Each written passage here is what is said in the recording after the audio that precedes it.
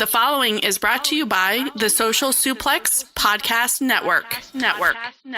Hello, this is Zack Sabre Jr., New Japan Cup winner 2018. And you're listening to Keepin It Strong Style with my mates. Enjoy. Yo, this is Rich Latta from One Nation Radio. This is brought to you by the Social Suplex Podcast Network. We present to you the Ace of Podcasts, Keepin It Strong Style. Let's go. It's the Ace of Podcasts, Keepin It Strong Style. Covering New Japan, they ready to hold it down. Jeremy Donovan and the young boy Josh. Come and hit a job out and bury all the frauds. From the Tokyo Dome over to the G1. Social Suplex is the network where we can get it done. I'ma chill and let them have it, cause this is just an intro. Keeping the strong style, 6 stars from the get-go, boy. Yeah, from Tampa Bay to the Tokyo Dome, this is Keeping It Strong Style with your hosts, Jeremy Donovan and the young boy Joshua Smith. And thank you for listening. Welcome to Keeping It Strong Style, the Ace of Podcasts on the Social Suplex Podcast Network. Jeremy Donovan here alongside the young boy Josh Smith. On today's show, we'll be reviewing the first 3 nights of the G1 Climax 28, as well as covering all the latest news in the world of New Japan Pro Wrestling. You can support our show and the network by subscribing on the podcasting app of your choice and leaving a rating and review. You can also get all the podcasts and columns at socialsuplex.com. Go to socialsuplex.com/subscribe to sign up to get the podcasts and columns delivered directly to your email inbox. Also, make sure you check out our friends at purerezuroad.com. Our podcast is featured on that site, and there's a lot of great Puro content on there. That's purerezuroad.com. All right, young boy, it's time to talk about G1 Climax 28. I let some of the listeners know that we had a little delay because we thought it'd be best to give you guys, the most up-to-date coverage. So we are a little bit late, but we're here. You either learn to love it or you're going to have to learn to live with it, because diamonds are forever. Oh, man. And so is the young boy. But it did feel great to know that people were... I've never wooed on the podcast before. What were you saying about the people? It's kind of great that people, they love every Tuesday morning having it. You think I care about the people? You think I care about the listeners out there? You know what? I care about the paycheck that Joshua Smith, that I'm bringing in every single... I'm ready to cut a freaking promo, brother. Like, you're hype, man. No, I'm just playing. We love you guys. Yeah. No, I've been listening to Jay White promos, and he was like, I don't freaking care what the fans think. And I'm like, yeah, Jay. Yeah, dude. Neither do I. He's promo at the press conference, so I guess let's start there. Actually, let me just say this. I'm just putting on a facade. Deep down, I'm deeply sensitive. Way more sensitive than Jeremy. If you guys say anything cutting to us, I'm going to take it so much to heart. I'm going to be despondent in my room for 3 days. I'm going to be counting to 5. Just hanging out with my little perverted knives in my room. But yeah, you want to start with the press conference, huh? Yeah, G1 press conference up on New Japan World. Unfortunately, this press conference wasn't the best that there's ever been. It might have been. We wouldn't know. Well, that's true, because there was no English. 2/3 of it was in Japanese. Right. I was listening to it and I was like, I know they're cutting fire. I know they're literally spitting hot fire right now. Yeah. I can't even understand it. Yeah, there was no English subtitles. Come on, Harold May. Well, I didn't catch it on that Friday like you guys did, so I caught it later. I thought maybe they'd upload it with subtitles. Nothing, man. I don't know. Right, so we were only able to understand our the Gaijin competitors in the tournament. I feel like the thoughts and feelings that Fale had during that press conference, that's how Harold Mai feels about us.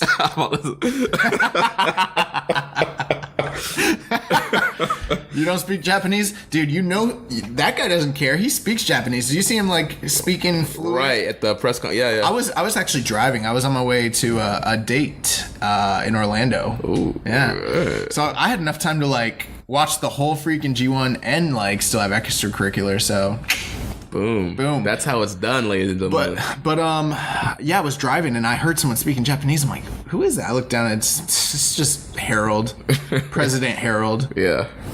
He prefers if you call him President. Is it May? It's May. It's May. President May. Every week I hear us saying mine. I'm like, these freaking marks.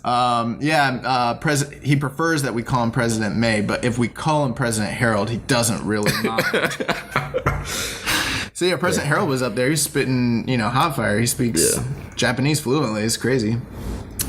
Yeah, and so from the English competitors, we had Tama Tonga, kind of addressed the issues with Bullet Club a little bit. Eloquent man. Yeah. Wordsmith. Promo of the year? Like, I don't think since, since The Miz cut that, worked shoot promo on Daniel Bryan, have we had such a great promo, in the sport of wrestling. This is going to go up there with your hard times. It's going to go... Are you talking about Tam or are you talking about Bad Luck? Fale. Fale's promo is incredible. I'm going to put it up there. You got the pipe bomb. Mm-hmm. Okay, you got Hard Times, you got Austin 316, and then you got Fale at the freaking G1 Climax in 2018. So what were those thoughts, Jeremy? Well, the funny thing is, shout out to our boy Rich Latta on Social Suplex. He posted it in one of our group threads, Fale promo of the year. So I was like, oh man, we didn't see Fale at G1 Special in San Francisco. Mm-hmm. This man probably is getting ready to cut some fire. I get home, I put the press conference on. Fale gets up there. There's that long, awkward pause. I'm like, all right, what's Fale gonna say? F him. Oh my gosh. And walks back to his seat. I'm being facetious about how great the promo is. Right, obviously, yeah. In terms of, though, impact and, a moment that's, memorable, this was Tama Tonga from a year ago, basically. This was literally the shining moment of the whole press conference. Yeah. Unless there was some sort of incredible promo that we missed out in Japanese, which you can't really hold that against us, but that was the talking point coming out of that press conference was Fale.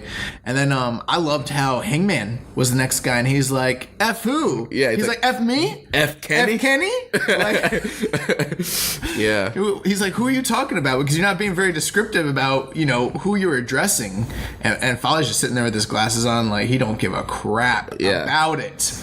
But I will say, though, another highlight of the press conference was Sleeping Naito. I just Was he sleeping? There are several times where you can see him his head's kind of down, his eyes are closed, or his head would be down just like this, and pretty much. And there's a screen capture somebody did in every press conference. Naito's in that second row, head back, with his eyes down. It's just hilarious. Oh yeah, see, I was listening. I wasn't really watching, so I didn't see that. Yeah. I did notice though that we didn't get Kenny clowning like he was last year when he's making all those faces and making fun of everybody. I kind of missed that. He did jump though. Everything is evil. Yeah, because evil, said his promo, and there was a long pause, and he goes, everything is evil. And then Kenny, jumped when he did that. Oh, man. Yeah.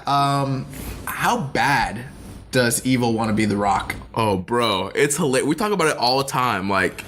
We always joke, Evil doesn't get his gimmick. He's supposed to be this, We've come to a new conclusion. Maybe we don't get it. Right. Maybe it's it's one of those things lost in translation. Maybe his character makes total sense. Right. We're putting Evil in a box of that Undertaker, mythical being box. But Evil, he's outside the box. Yeah. But you can tell, man, when he cuts his promo, he does his pause and he smells the air. Everything is evil. Yeah, so hilarious. I do think it could be one of those things where to that culture it translates, but maybe to us I'm just he's trying to be the Undertaker and The Rock at the same time. I don't know, man. And why not put together two top stars, right? I guess. I guess, yeah. Whatever. He'll never have the career that either of them had, but that's all right. You don't think Big Evil can draw money? No. Not really. If you want my honest opinion on it. So yeah, I don't know. Other than that, I mean, obviously everyone was stunting. You know, they're breaking out like their best suits and everything like that. What do you think about Okada's new hair? Man, I don't know what's going on with Okada, man. So the music changed, the balloons, new pants, new hair now. Like When he came out with the red hair, it didn't bother me because he still seemed like Okada. I don't know what his promo entailed. Right. I've heard like some transcripts. They talked about him saying that he was going to have fun during this tournament. I'm like, right. What are you talking about? Fun? Like, no, you're the Rainmaker, okay?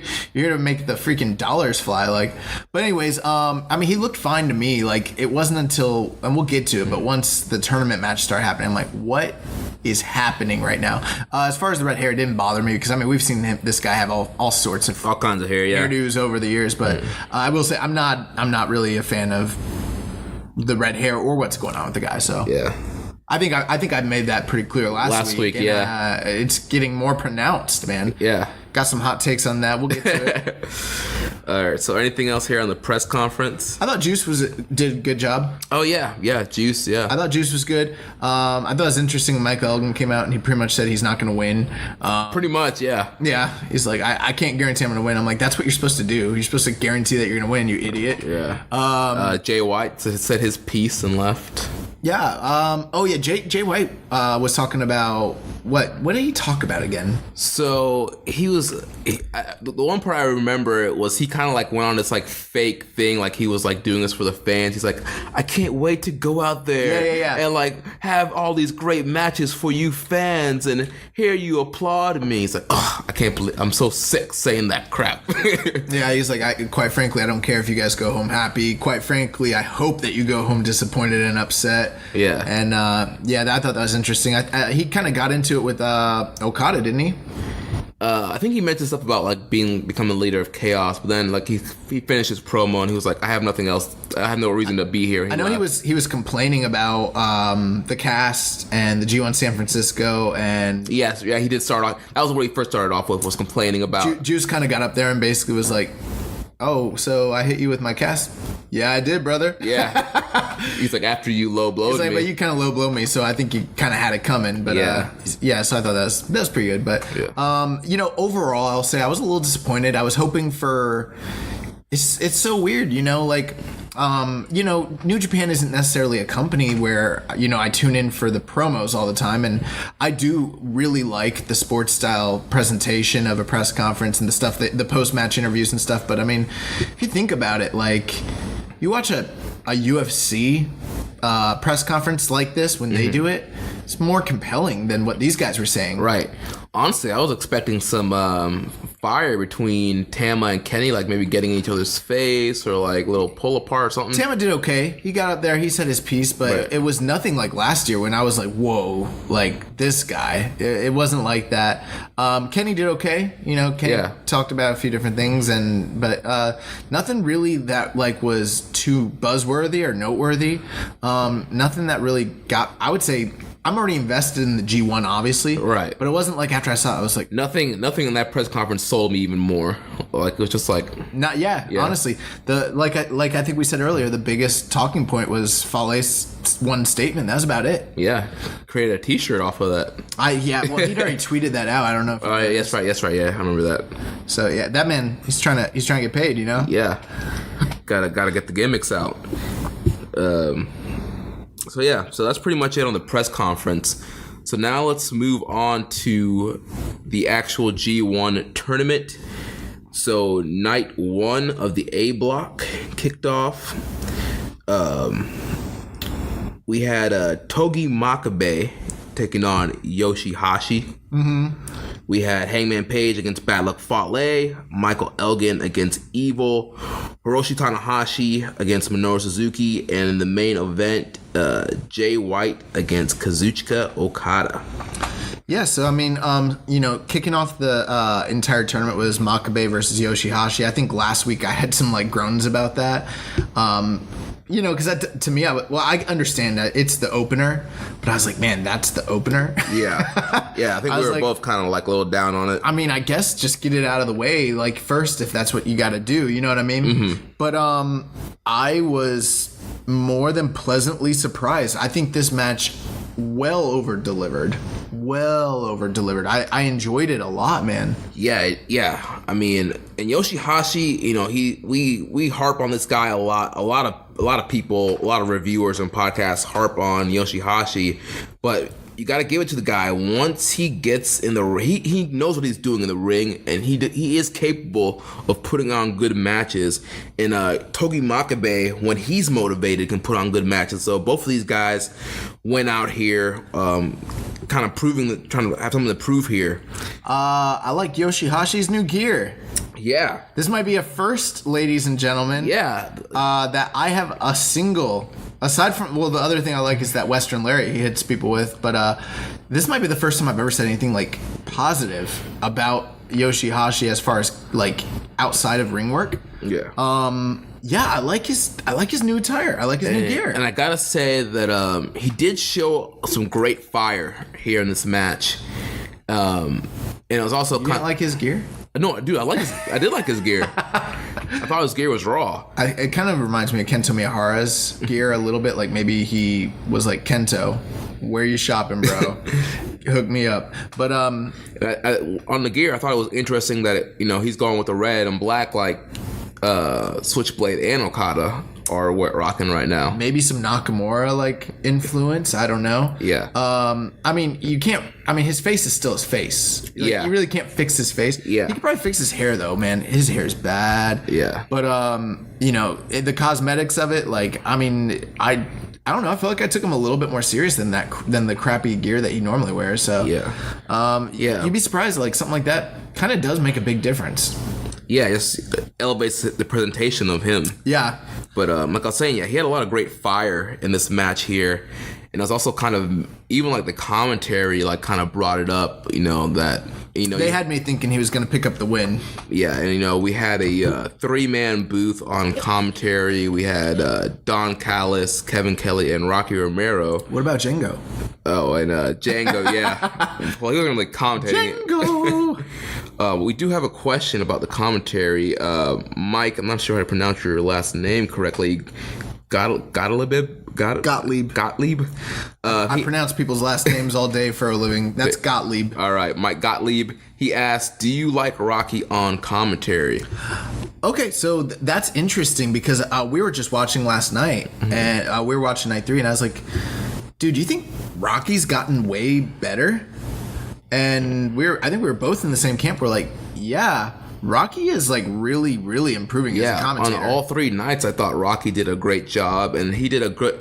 He has like that chaos, like insight or whatever. So in this match here, he had a lot of backstory on Yoshihashi, and yeah, but it's kind of interesting because he, as a commentator, he's sort of still playing like a journalistic role, right? So he's kind of taking a somewhat biased, but it's not like Don Callis and Kenny Omega. Right. And he's even been critical sometimes of, like, for instance, Yoshihashi specifically on these nights where he's like, this guy's really got to step it up. He really needs to show us hunger. Right. I think he mentioned how he's like a creature of habit, and he gets, Right, yeah, he said he's a creature of habit, so he kind of gets stuck in his ways. And I think that he's doing a very good job, actually. I mean, I wouldn't say, like, Rocky Romero, one of the greatest broadcasters in the sport today. It's nothing like that. But in terms of like when Don Callis isn't there and you have to put a wrestler in that role, we already know Rocky can talk and all that. So, I mean, that's never been in doubt. But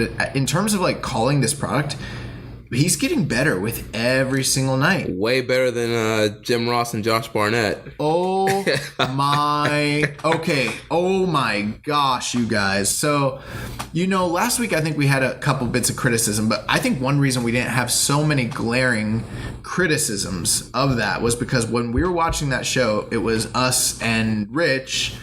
And so the 3 of us were clowning, we're watching the show. Yeah, we can kind of hear Josh and JR, but we're not paying that much attention to them already because we've already learned to zone them out. Just zone them out.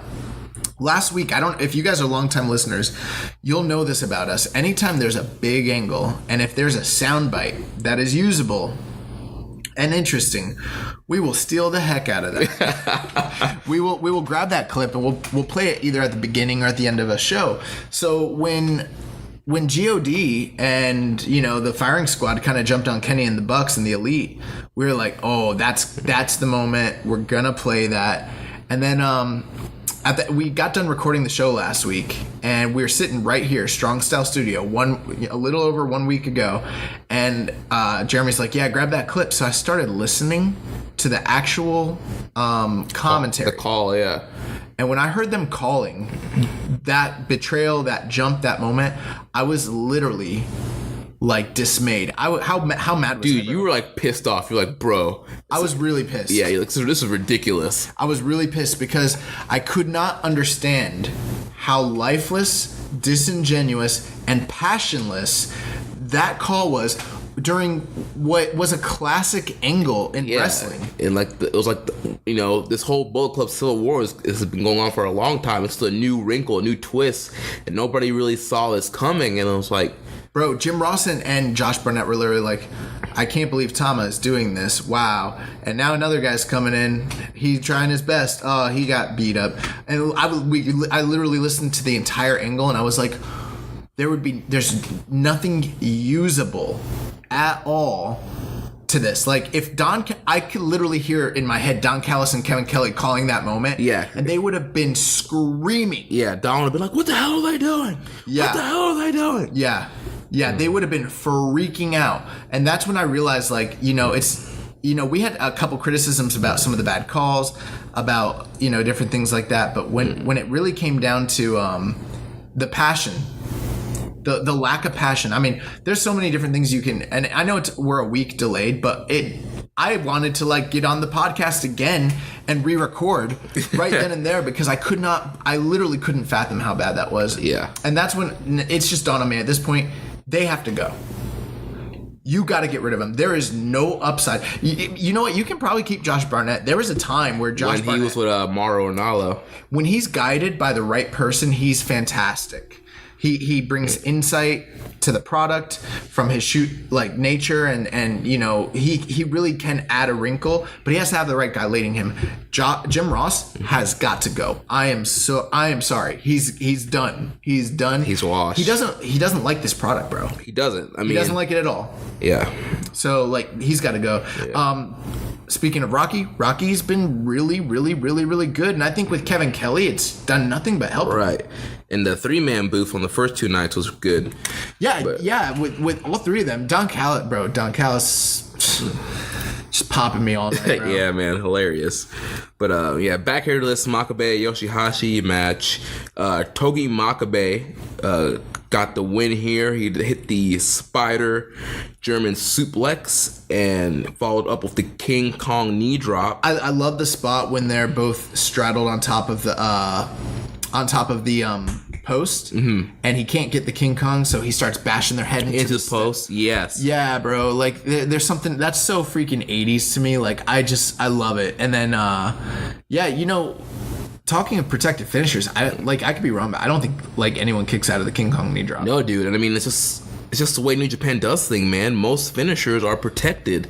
So yeah. you get hit with that King Kong knee drop, you're not kicking out. Yeah, Yoshihashi had in terms of like looking like he could almost win. He came very close many times, right. But I think we're about to go on a story where this guy's struggling to pick up any sort of wins because in the terms of hierarchy, he's not really on Makabe's level. Like this is going to be a rough tournament for him.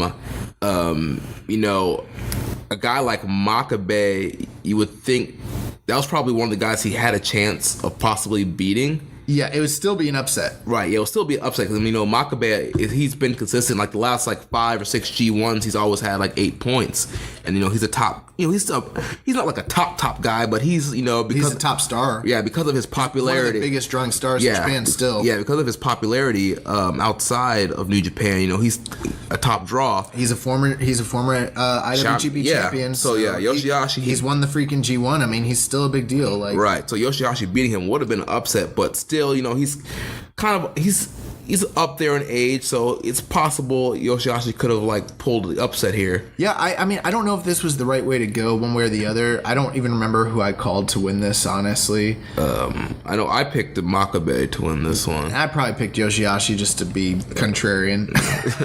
But I will say, yeah, shockingly, these two guys I didn't expect to work well together. I didn't expect much from the match, and they exceeded my expectations, and I thought it was a really good opener. It was not as good as who did Yoshihashi wrestle in the opener last year? Nagata. Was it Nagata? Yeah. I was going to say Kojima, but yeah, it was Nagata. I'm pretty sure it was, because I remember like... Him and Nagata had a great match last year. Honestly, that was like the first one-on-one match of Yoshihashi that I think I ever watched at that point last year. It was a really, really, really good match. So, I mean, this wasn't on that level, but I would say that this match exceeded my expectations.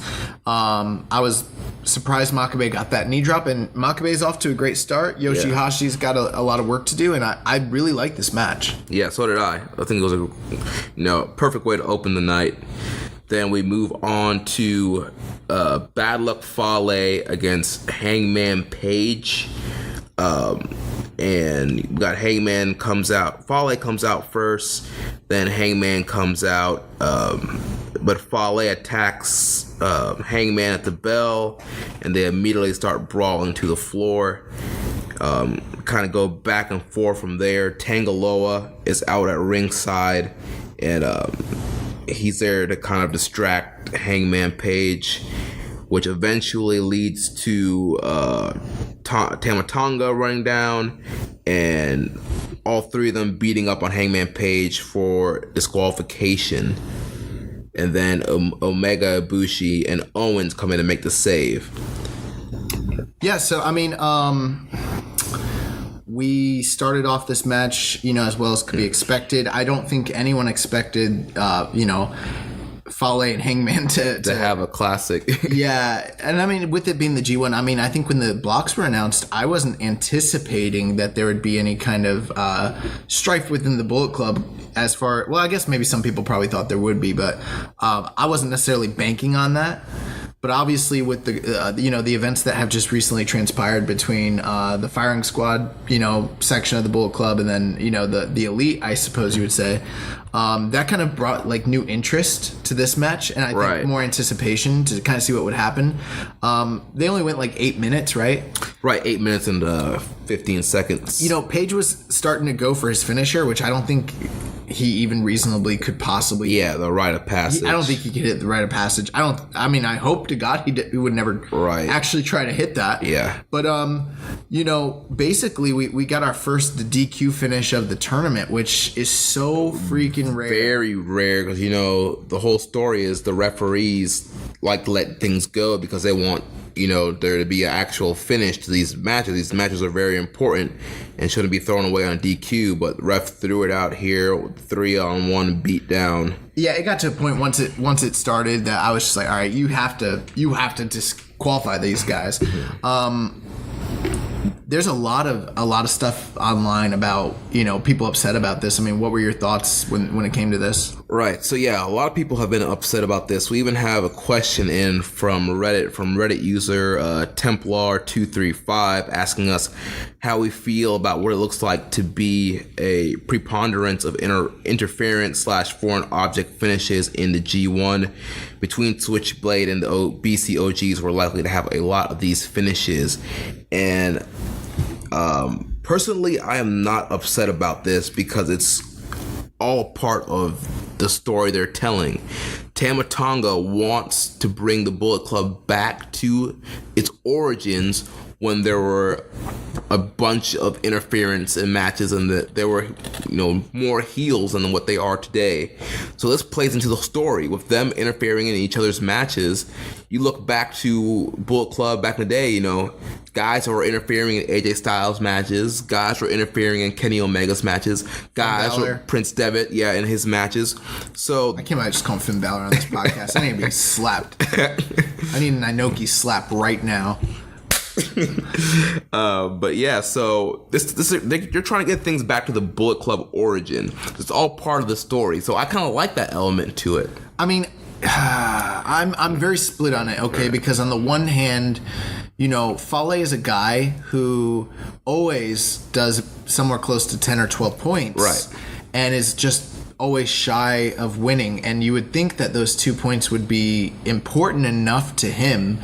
You really can't just throw a match away. Right. If you're bad luck Fale. If your goal, kayfabe-wise, is to win the G1 and to go into the main event of, you know, Wrestle Kingdom, you cannot throw a match away.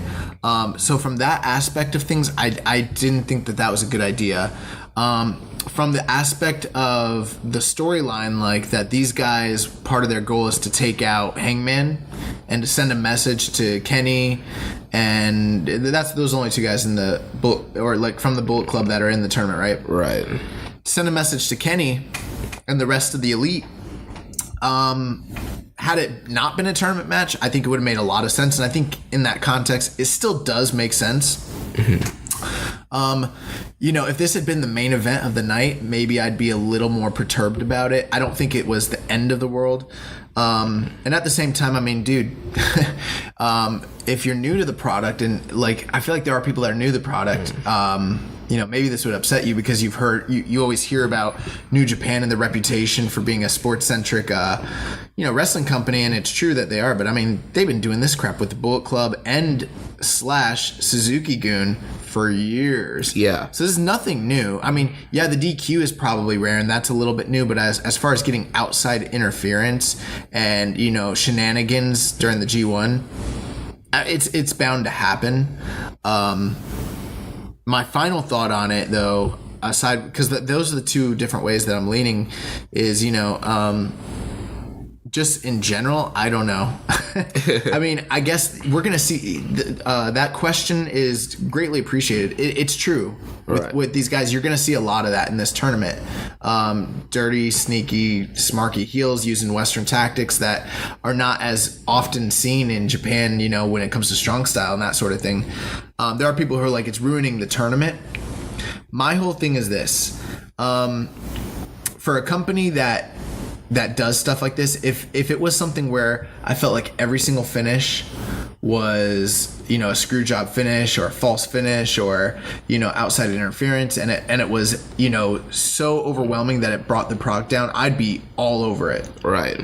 But when at the end of the day, you're still, when it comes time for the big matches to come, and it comes time for the big storyline payoffs, and it comes time for the big main events and all that, no company on earth today performs and produces the way New Japan does. So it's not like it's dragging the whole product down. You know what I mean? I feel like the outcry is a little uncalled.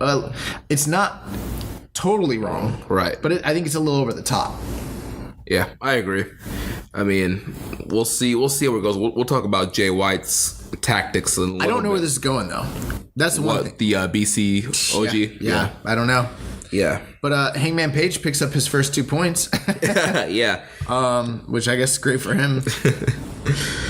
Yeah, I mean, Hangman worked hard in this match. I mean, didn't really get much time to shine here. Hangman's been working hard every single match I've seen this entire year. Yeah. This guy is having a hell of a year. Yeah, and we'll talk about. I really want to highlight him when we talk about him against Elgin on the other night.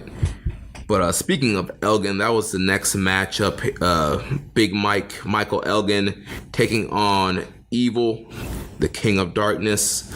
And I really enjoyed this match. It was a nice, hard-hitting match between both these big guys. You know, fun back-and-forth match. And I feel like the crowd was really invested in this match. So these two guys have had, you know, they're 1-1 against each other in G1 matches. And they're kind of built very similarly. I mean, I don't know what your thoughts are on Evil.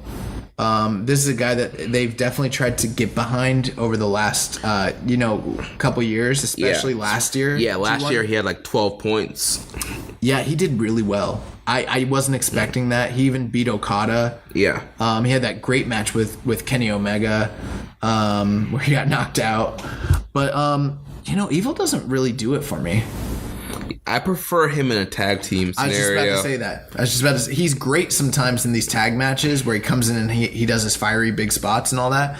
But in singles matches, like, I'm never really that much into Evil's matches. I thought the Okada match was outstanding during the G1 last year, but I felt like the crowd, I don't want to take anything away from him. I'm not saying he didn't perform well, but the crowd really elevated that match for me. They were so into it.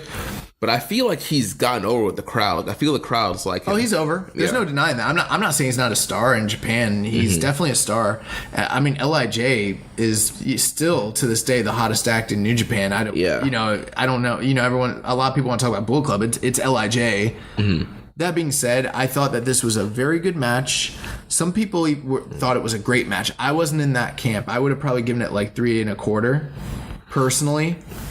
I'm more like in the 3.75 range. I thought it was I really liked this match. It was a real nice back and forth. I thought it was a nice hard hitting bout. It was. Some of my criticisms of it, I thought it started kind of slow, and then I don't know. I just didn't really dig the bicep work and the arm work on Elgin for a good majority.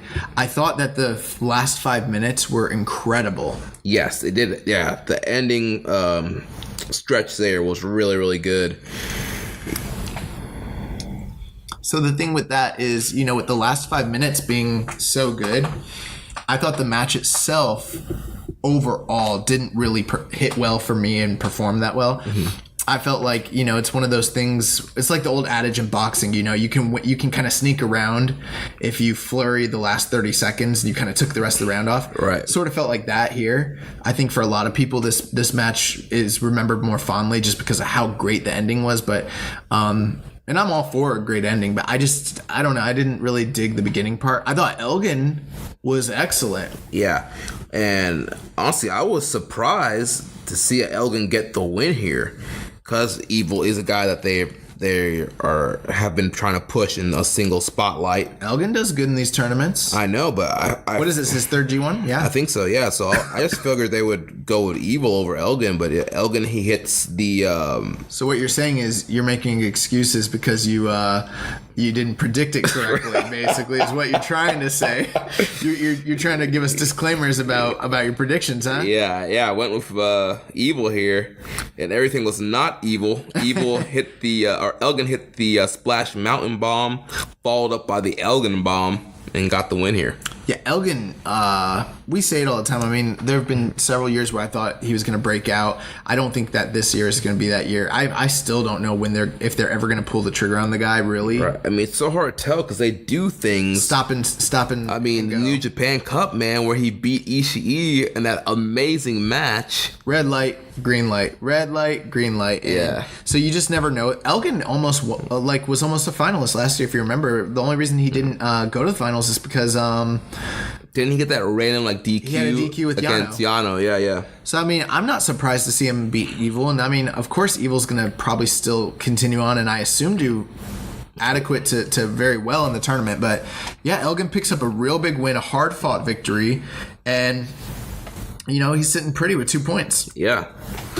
So up next, the semi-main of the night, we have the Ace Hiroshi Tanahashi against Minoru Suzuki, a rematch from their Intercontinental title match rivalry that they had going on earlier this year. The New Beginning. Yeah, New Beginning. Suzuki took Tanahashi out. Working on that injured knee, took the title off of him.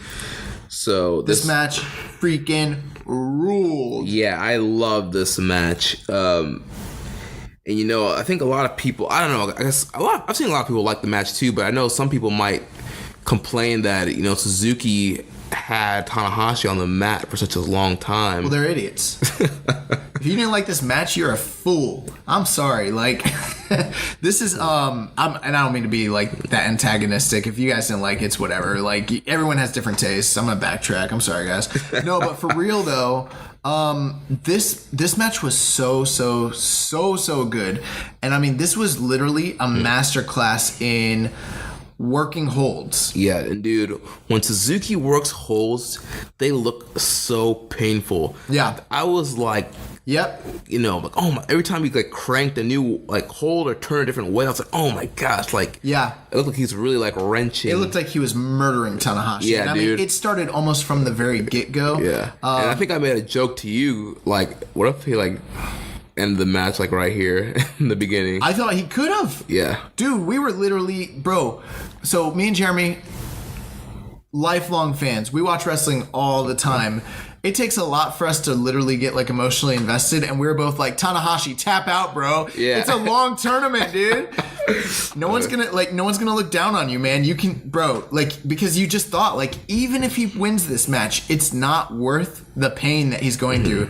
And that's the, bro, like, Minoru Suzuki right now is like Clubber Lang. Like, what's the prediction gonna be? Pain. Yes. Yes. Like, he's gonna freaking hurt you, like, no matter what happens.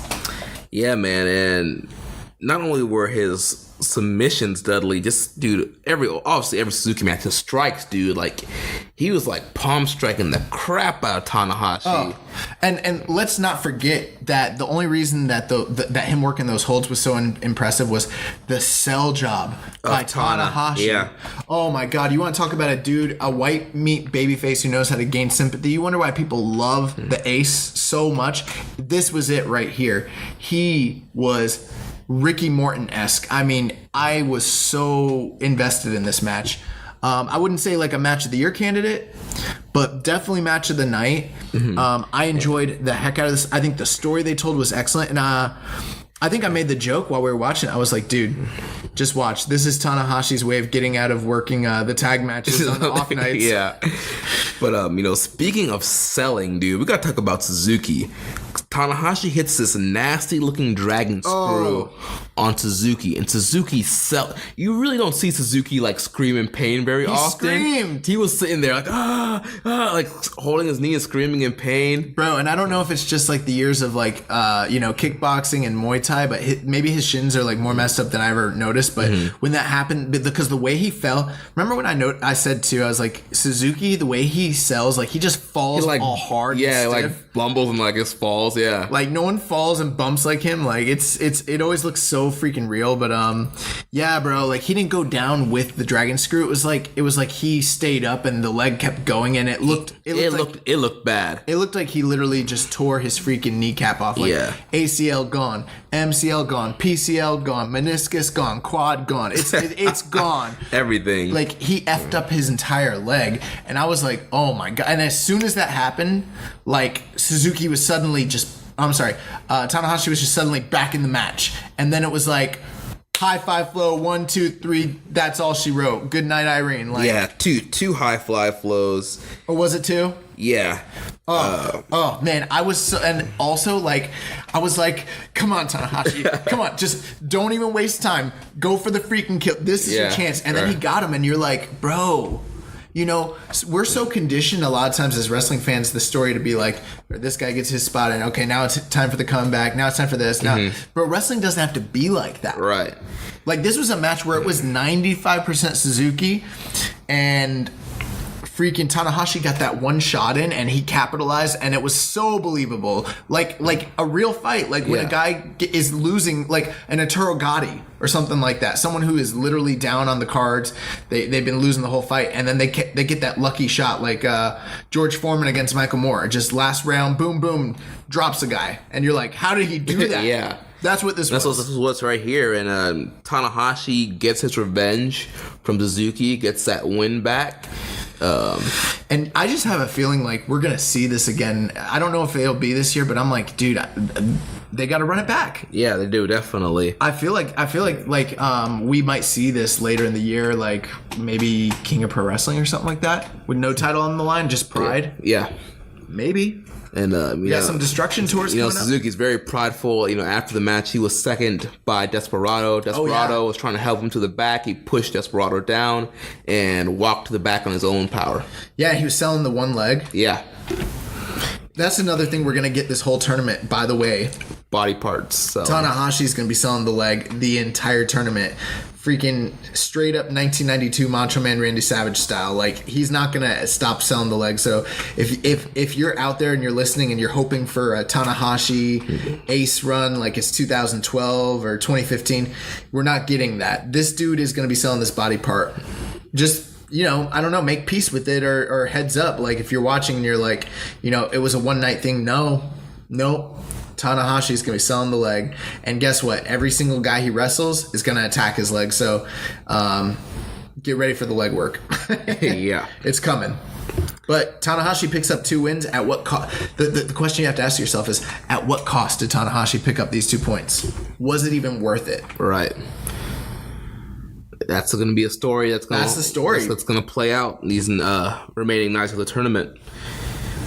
So next up, we have the main event of... What the crap? of night 1. What is happening? What is happening to Kazuchika Okada?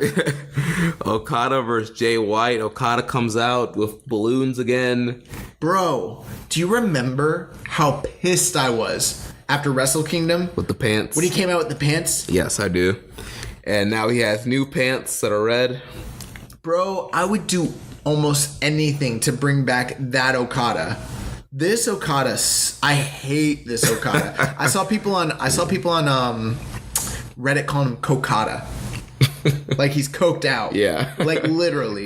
What the freak? Like what is happening to this dude? He's got the spiky red hair. He's got a cut off shirt. No gold jewelry. No jacket. He's got these weird yellow balloons, like smiley faces on them or something. I think he probably was listening to podcasts and he thought that we were associating with the kingdom. He's like, nah, I gotta cut that out right now. I'm gonna draw some faces on this crap. Yeah. And I don't know. I heard some people saying that like maybe they're trying to portray him as like a partier now.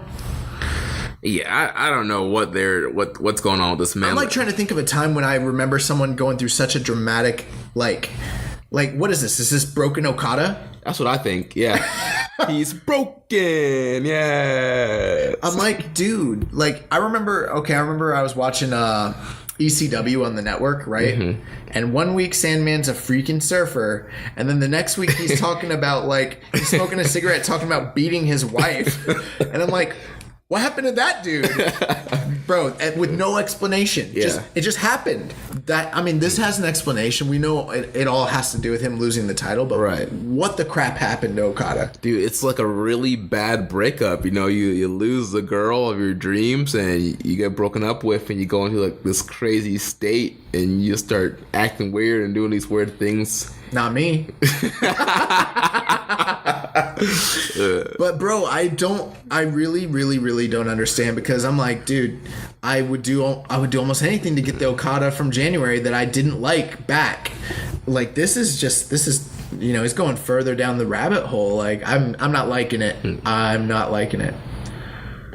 I want the Rainmaker. I'm bothered.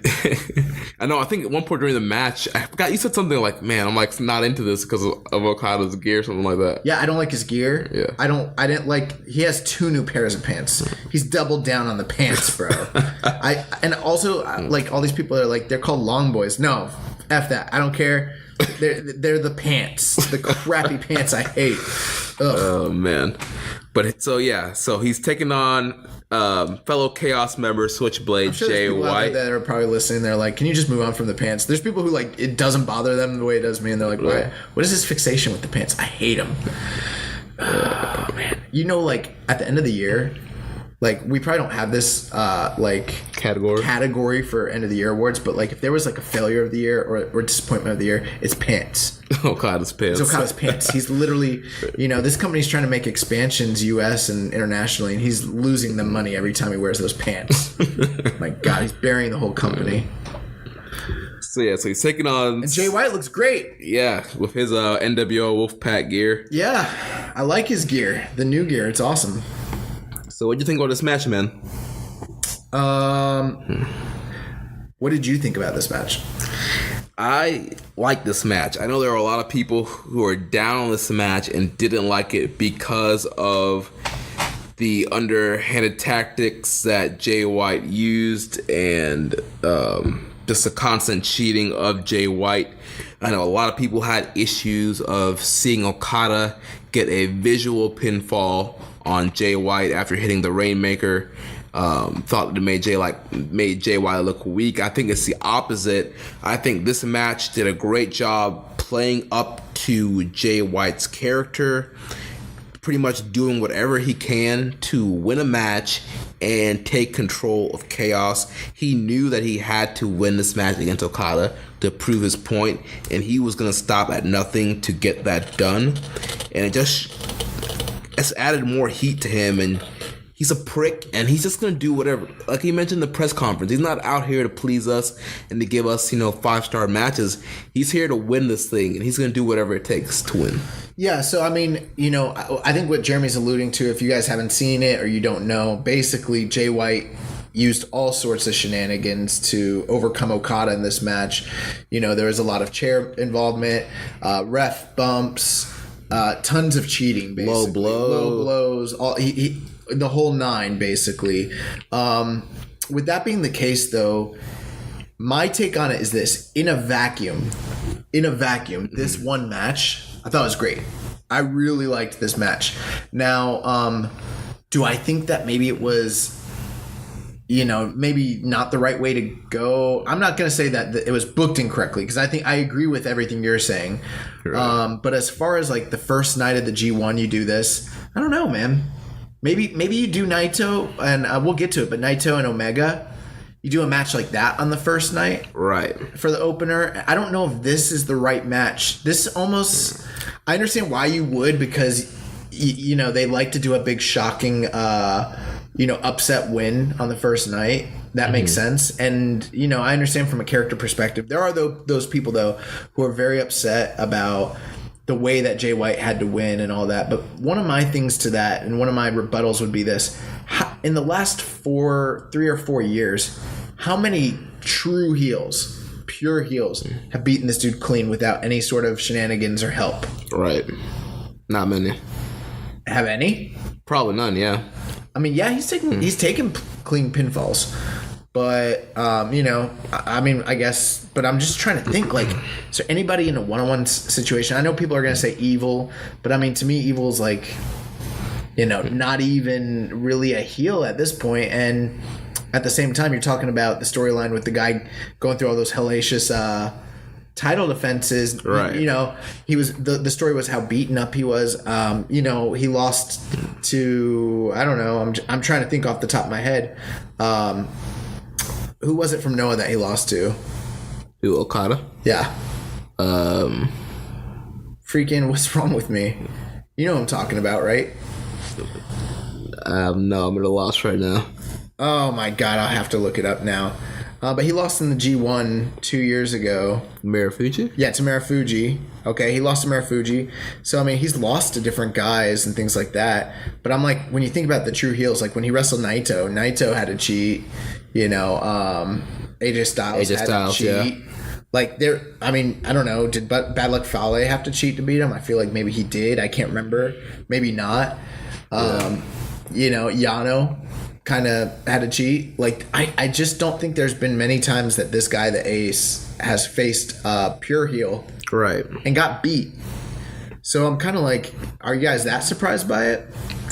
With that being said, though, I'm kind of like, well, if this is setting the precedent, is this what we're getting from Jay White the whole freaking tournament? And that kind of goes back to that question we had on Reddit. Like, how do we feel about, Jay White cheating in every single match and having finishes like this the whole tournament? I don't think I don't know. To me, you don't do that in the G1. I understand from a character perspective why you would do that, and it kind of makes sense. And it's great. There's some people that are over the moon about this guy's character work, and I think we've been a little more, praising what he's done, especially since the G1 in San Francisco. And like I said, in a vacuum, I thought this match was very, very good, and I thought it was a great way for him to get a visual pin over, Okada. But at the end of the day, it's like, dude, is he going to... Okay, that's probably a 4-star match with the best guy in the whole tournament. What's going to happen when we get him against Makabe? What's going to happen when we get him against Yoshihashi or Evil? Do you know what I'm saying? Right.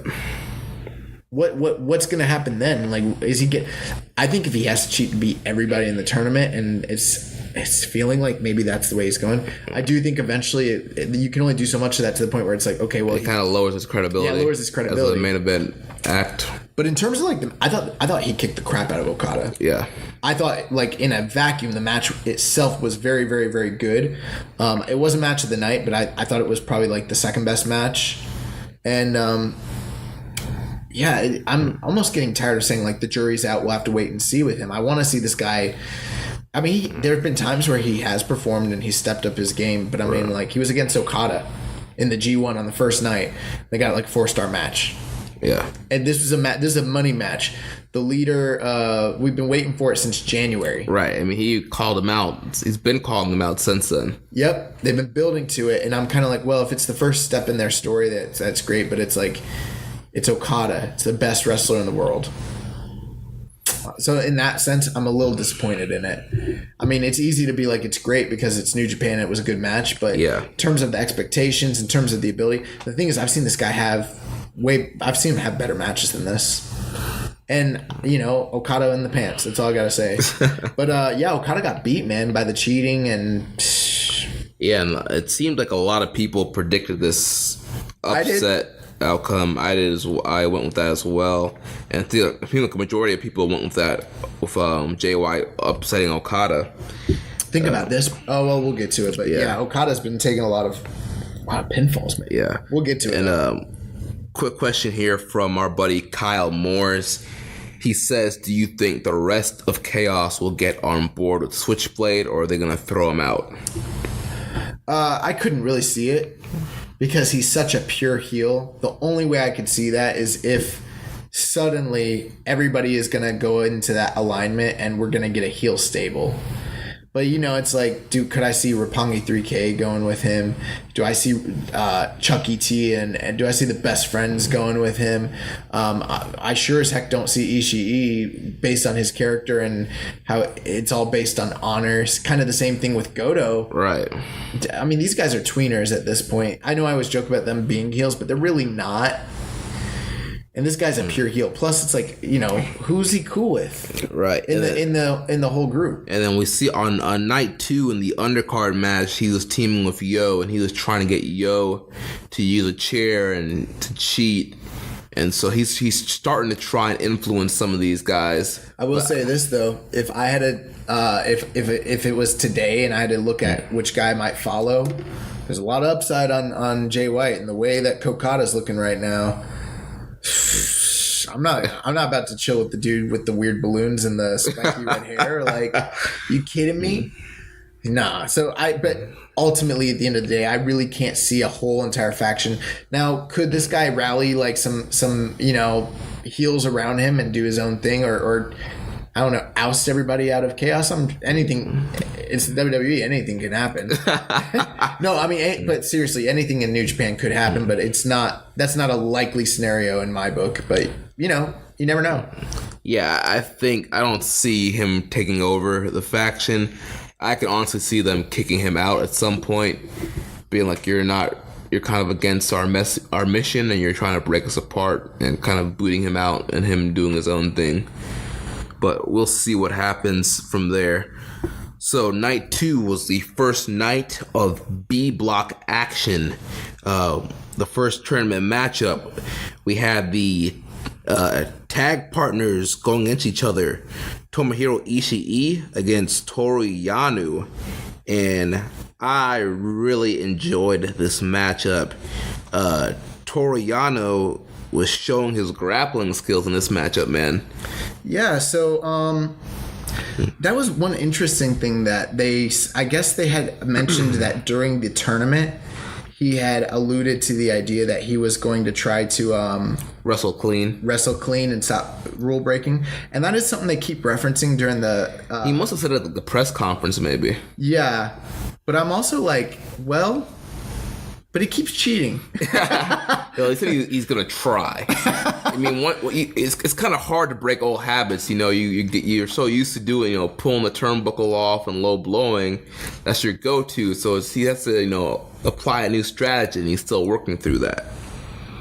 You're right. And I think it's been funny too on the different nights. We're not really covering it, but during the tag matches too, the referee's been trying to it's like the referee has his back and he's like, right. Like the referee's like his accountability partner is like trying to stop him. His accountability partner, like it's church or something. Sorry, I just came from Bible study, so. That's so funny. Like Yano's checking in with him at night, and he's like, "Oh man, I really messed up here." So I hit him with a low blow. I knew I should have tied up, but I ran straight to the corner. I started undoing the buckle. I don't know how to stop. Yeah. Pray for me. But no, I think we've talked about this before. Where I remember earlier, like when we first started the podcast, and I was like, "Have you ever seen him in a shooter gimmick?" And you were like, "No, not really." And we're getting like little flashes of that. Yeah. It is funny because as knowledgeable as like Kevin Kelly and different people are on the product, I don't know if I know Kevin Kelly is very aware of his background as far as being a amateur wrestler and all that, but I don't know if he knows about his previous gimmick because he said that we've never really seen this from him, and I know in recent time we haven't, but I mean I've seen it. I'm not saying I've watched Yano's whole catalog of wrestling matches, but when I heard that Yano was a shooter, I was like, oh well, I gotta go back and see that. Yeah. And I kind of want to go back and see that because I mean this was like. I don't know. I was like, it was. Well, you're big into the amateur wrestling stuff, anyways. Yeah. So when you saw him doing like hip tosses and like fireman carries and like shooting like double and single legs and like throwing belly to belly, I was like, yo, I'm like. This man Yano out here is grappling. I like when Yano threw him and then he came back the other way. He did some sort of crazy throw, and I was like, oh man, like he's throwing Ishii around. Yeah, dude, that was just awesome to see. I was popping for that, man. And freaking Yano, he no-selled a German suplex. Oh, yeah! Fighting spirit Yano. Yeah, he came up and he's like, ah! And I was like, yes, Yano! I was like, come on, Yano. But then he kept trying to cheat. Yeah. He was like, I can't break this habit, man. I gotta pull off the turnbuckle pads. I need to try and hit the low blow. Got story. You know what's funny? Okay, we should just touch on this for a moment. I know Yano is one of those guys that we talk about who, on any given, he's like the trickster god or whatever, and he can pick up a win on anybody on any night, right? But think about this, because we were in the car with Rich the other night. We were getting ready to go to that FIP. To the FIP show. And while we were out there, and also shout out to, we met Jamie, shout out to him. He's going to be our dude out in Japan. He's going to actually be going to the finals, I believe. Oh, yeah. Yeah, so we might be having him on the show. We met him. He's a cool dude, rocking that awesome Naito shirt. But yeah, so with New Japan, I just want to touch on this. This is a company that has such good character development for all sorts of guys. And we started talking about all these like jobbers that we care about. Yeah. Like what kind of company has jobbers that you are invested into? And we started thinking about who we were invested to. I was like, Chase Owens, Hanare, freaking all the young boys. Every single young boy, every single guy that like should be enhancement talent, basically. We like literally care about what's going on with them, there's so many guys like that, and Yano's one of them where it's like Yano's never going to be IWGP champion, most likely. Right. But look at this character development. We're like popping for it because we enjoy this product, and that's what separates New Japan. Is that they can do stuff like this and have character development. This isn't a huge story arc. You know what I mean? Right. But like this is awesome. I really enjoy it. The whole thing. Yano's gonna try to stop cheating. That's awesome. Yeah, that's gonna be a great story. And then going back, so at the end of this match, Yano grabbed the ref, tried to sneak a cradle. Ishii blocked it, hit him with the low blow, and then cradled freaking Yano, and he got a taste of his own medicine. Yeah, he did. And I really like that finish. Yeah, I mean, honestly, this was one of the best Yano matches that I've ever seen. Did you like it better than the match with Kenny Omega last year? Yeah. Really? Well, the Kenny Omega match was like on a different level for me. Like that was a complete comedy match for the most part. Like this match was like just seeing like serious Yano for a little bit was like it was interesting to me. Like it was very intriguing. And like I just popped for him actually having like some offense besides a low blow and a cradle. Yeah, this was good. I really liked it. Obviously, Ishii picks up a win just like he should. I think I did predict that last week because I said there's no way I'm going against Ishii, even against Yano. So that's great because that sets Ishii up to have a better tournament. Yano, we got a interesting character story arc going into this tournament, and I like this a lot. All right, so Ishii got the win there, got his 2 points, and then we move on to the new IWGP US champion, the flamboyant Juice Robinson, taking on the bad boy Tama Tonga. Mm-hmm. And again, we see more of this interference. Tama, he's being seconded by his brother Tangaloa. They went 14 minutes. Yeah. And I gotta say, honestly, this was not that great of a match. And yeah, I wasn't really feeling this. And, a lot of people, including us, have been very critical on, Switchblade, Jay White's match quality. There are people who have been critical about Cody's match quality. And I'm like, where's the Tama Tonga criticism at? Yeah. Like, I get it. Like, Tama Tonga, he has tons of charisma, tons of swag. Athleticism. But he has not put out any great matches. This is what, it's like third or fourth G1 now? I mean, I in the past, I felt like, well, he's a guy that a lot of people are like, well, he sucks. Yeah. And I've been like, well, clearly he doesn't suck. If you've ever watched him wrestle, he's a great, and in a tag team, he's fantastic. But, it is a different story when you're a singles guy. You got to stand on your own 2 feet. Right. And I mean, and it's this whole Bullet Club storyline. He's getting a main event push. And we've been pushing for this. Yeah. Since last year, we've been saying, like, they need to at least give him a chance. I don't think we've been putting a full vote of confidence in him, saying like, yeah, he's going to blow people away. But last year I thought he had good matches in the G1. He had good matches. I remember liking the match with Elgin. I think he got an upset victory on Elgin, which I was like, wow, maybe I'm wrong. He beat someone like that. Yeah. I like the Kenny match, but it was mainly because he's cutting crazy promos in the middle of the match. Right. But you're right. We've never seen a great Tama Tonga singles match. And part of my rebuttal to that's always been like, well, he's been in the G1, but he hasn't really had that much of a, they haven't really showcased him. He hasn't been the focus. Right. But it's coming to a point now where it's like they're focusing on you, bro. You only got one shot. Do not miss your chance to blow. Yeah, man. It's this like, opportunity comes once in a lifetime. This tournament. Tama. I'm sorry, man. Tama Tonga's got to step it up for me. Yeah, me too. People talk about Cody, man. Cody, he's had some great matches, and he does have good matches. And Dude, Cody, in my book, is a guy who could literally be nominated for Most Improved of the Year. Yeah. In terms of, like, yes, he's always been a great worker, so that almost seems absurd. But from where the type of style he was wrestling before he came to New Japan, and before he was on the Indies, but specifically before he came to New Japan, to where he is now, I'm like, I'm not saying he's the best wrestler in the world, but in terms of Most Improved, yeah, he's vastly improved. And then Jay White, he's had some great matches. The Juice Robinson match was great. You go back to his match with Will Ospreay, that was great. So who are you talking about? Jay White. Oh yeah. So he's capable of great matches. I'm not sure if Tama Tonga is capable of a great match. Yeah, we don't know yet. And guess what? I think we're getting ready to find out. And he has a lot of pressure on him to perform a lot. And Juice is a guy where you would feel like on the first night of the G1, this is a guy that you could probably produce with. You know what I mean? Yeah. It's Juice Robinson. And this match really didn't produce for me. I mean, I respect the fact that they had a lot of like interference.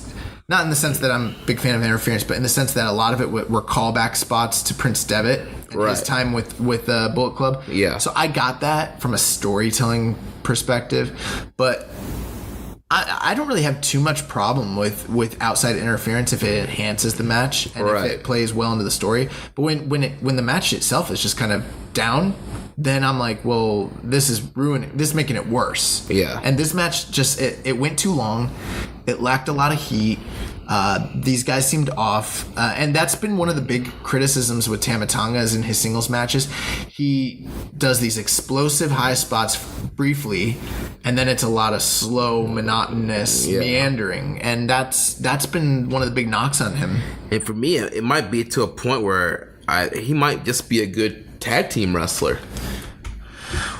I feel like we still need to give him a shot. But this is it's the G1. Yeah. It's the freaking G1. You got to step up. It's you're the centerpiece of a major story, and like if he's a failure, then this storyline's going to fail. Right. And let's talk about Juice Robinson a little bit. I thought it was very interesting. He's kind of starting to debut some new moves. All throughout this match, he was going for electric chair drop, and for me, like I kept in my head joking, like, is he trying to go for the one wing angel?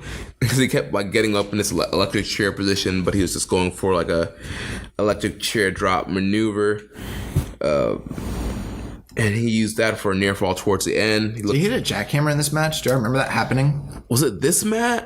Yeah, it was this match. Or was it an undercard match? It was this match. He hit a jackhammer. Okay, yeah, he did. Yeah, it was this match. He hit the jackhammer. Yes, that's right. It was this match. He did hit a jackhammer. That was interesting. So, yeah, Juice adding all these new wrinkles to his game. But in the end here, he looked for Pulp Friction, Tangaloa distracted, and Juice went to attack him. He goes for the jabs and goes for the big left, but Tonga hits the gun stun and gets the win. Yeah, so, good for Tama. As Rich likes to say it, bringing down the average. When guys underperform, and he talks about, the working standard of New Japan, this wasn't up to that working standard. I'm sorry.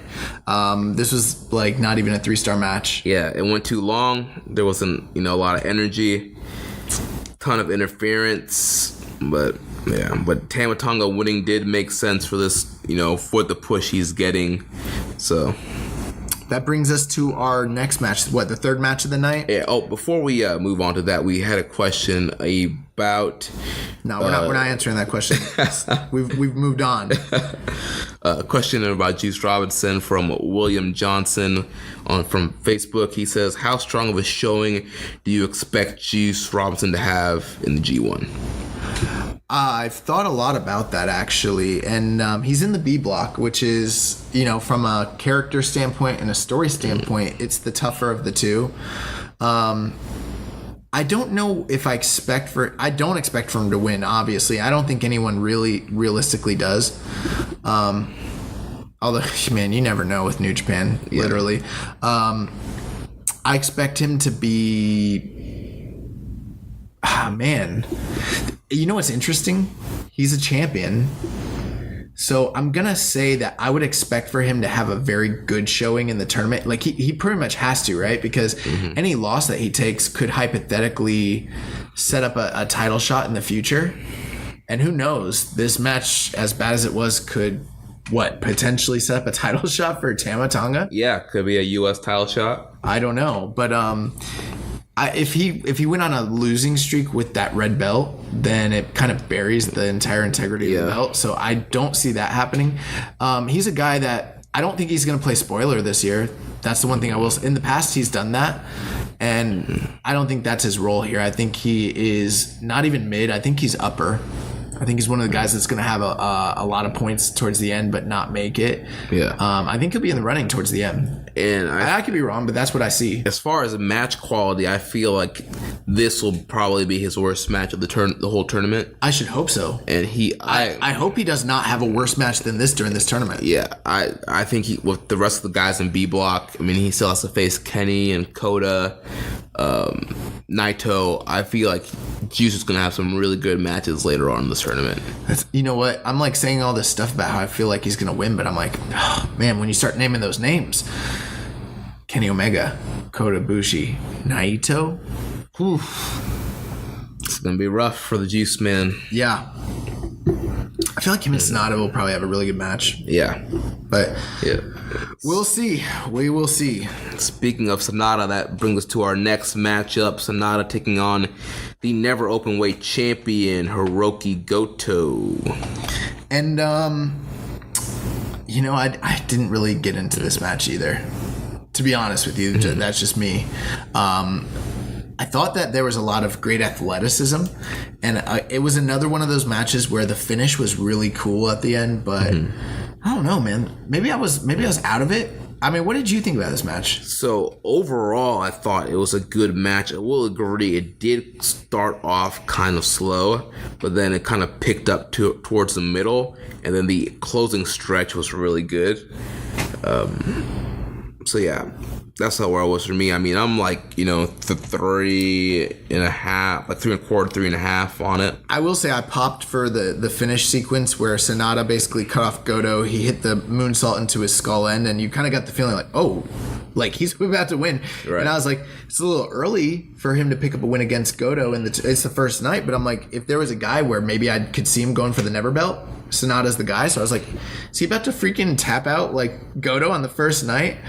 I mean, we've seen weird stuff with this Never title this year, but then Goto countered out of it and hit that. It looked like he was going to do his own skull, and then he hit the GTR, and you're like, oh, that's so perfect. Like the setup for it, and that was all she wrote. Well, he did that the draping GTR. Oh, and then the real GTR. Yeah. Right.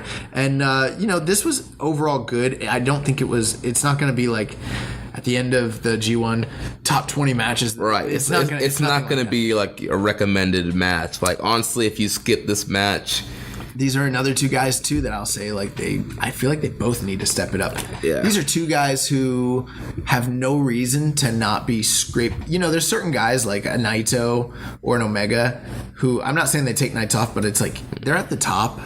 If they take a night off or something like that, they're at the top. These are the guys where you're like, Goto, what are you doing? You were in the freaking G1 finals like just 2 years ago? Yeah.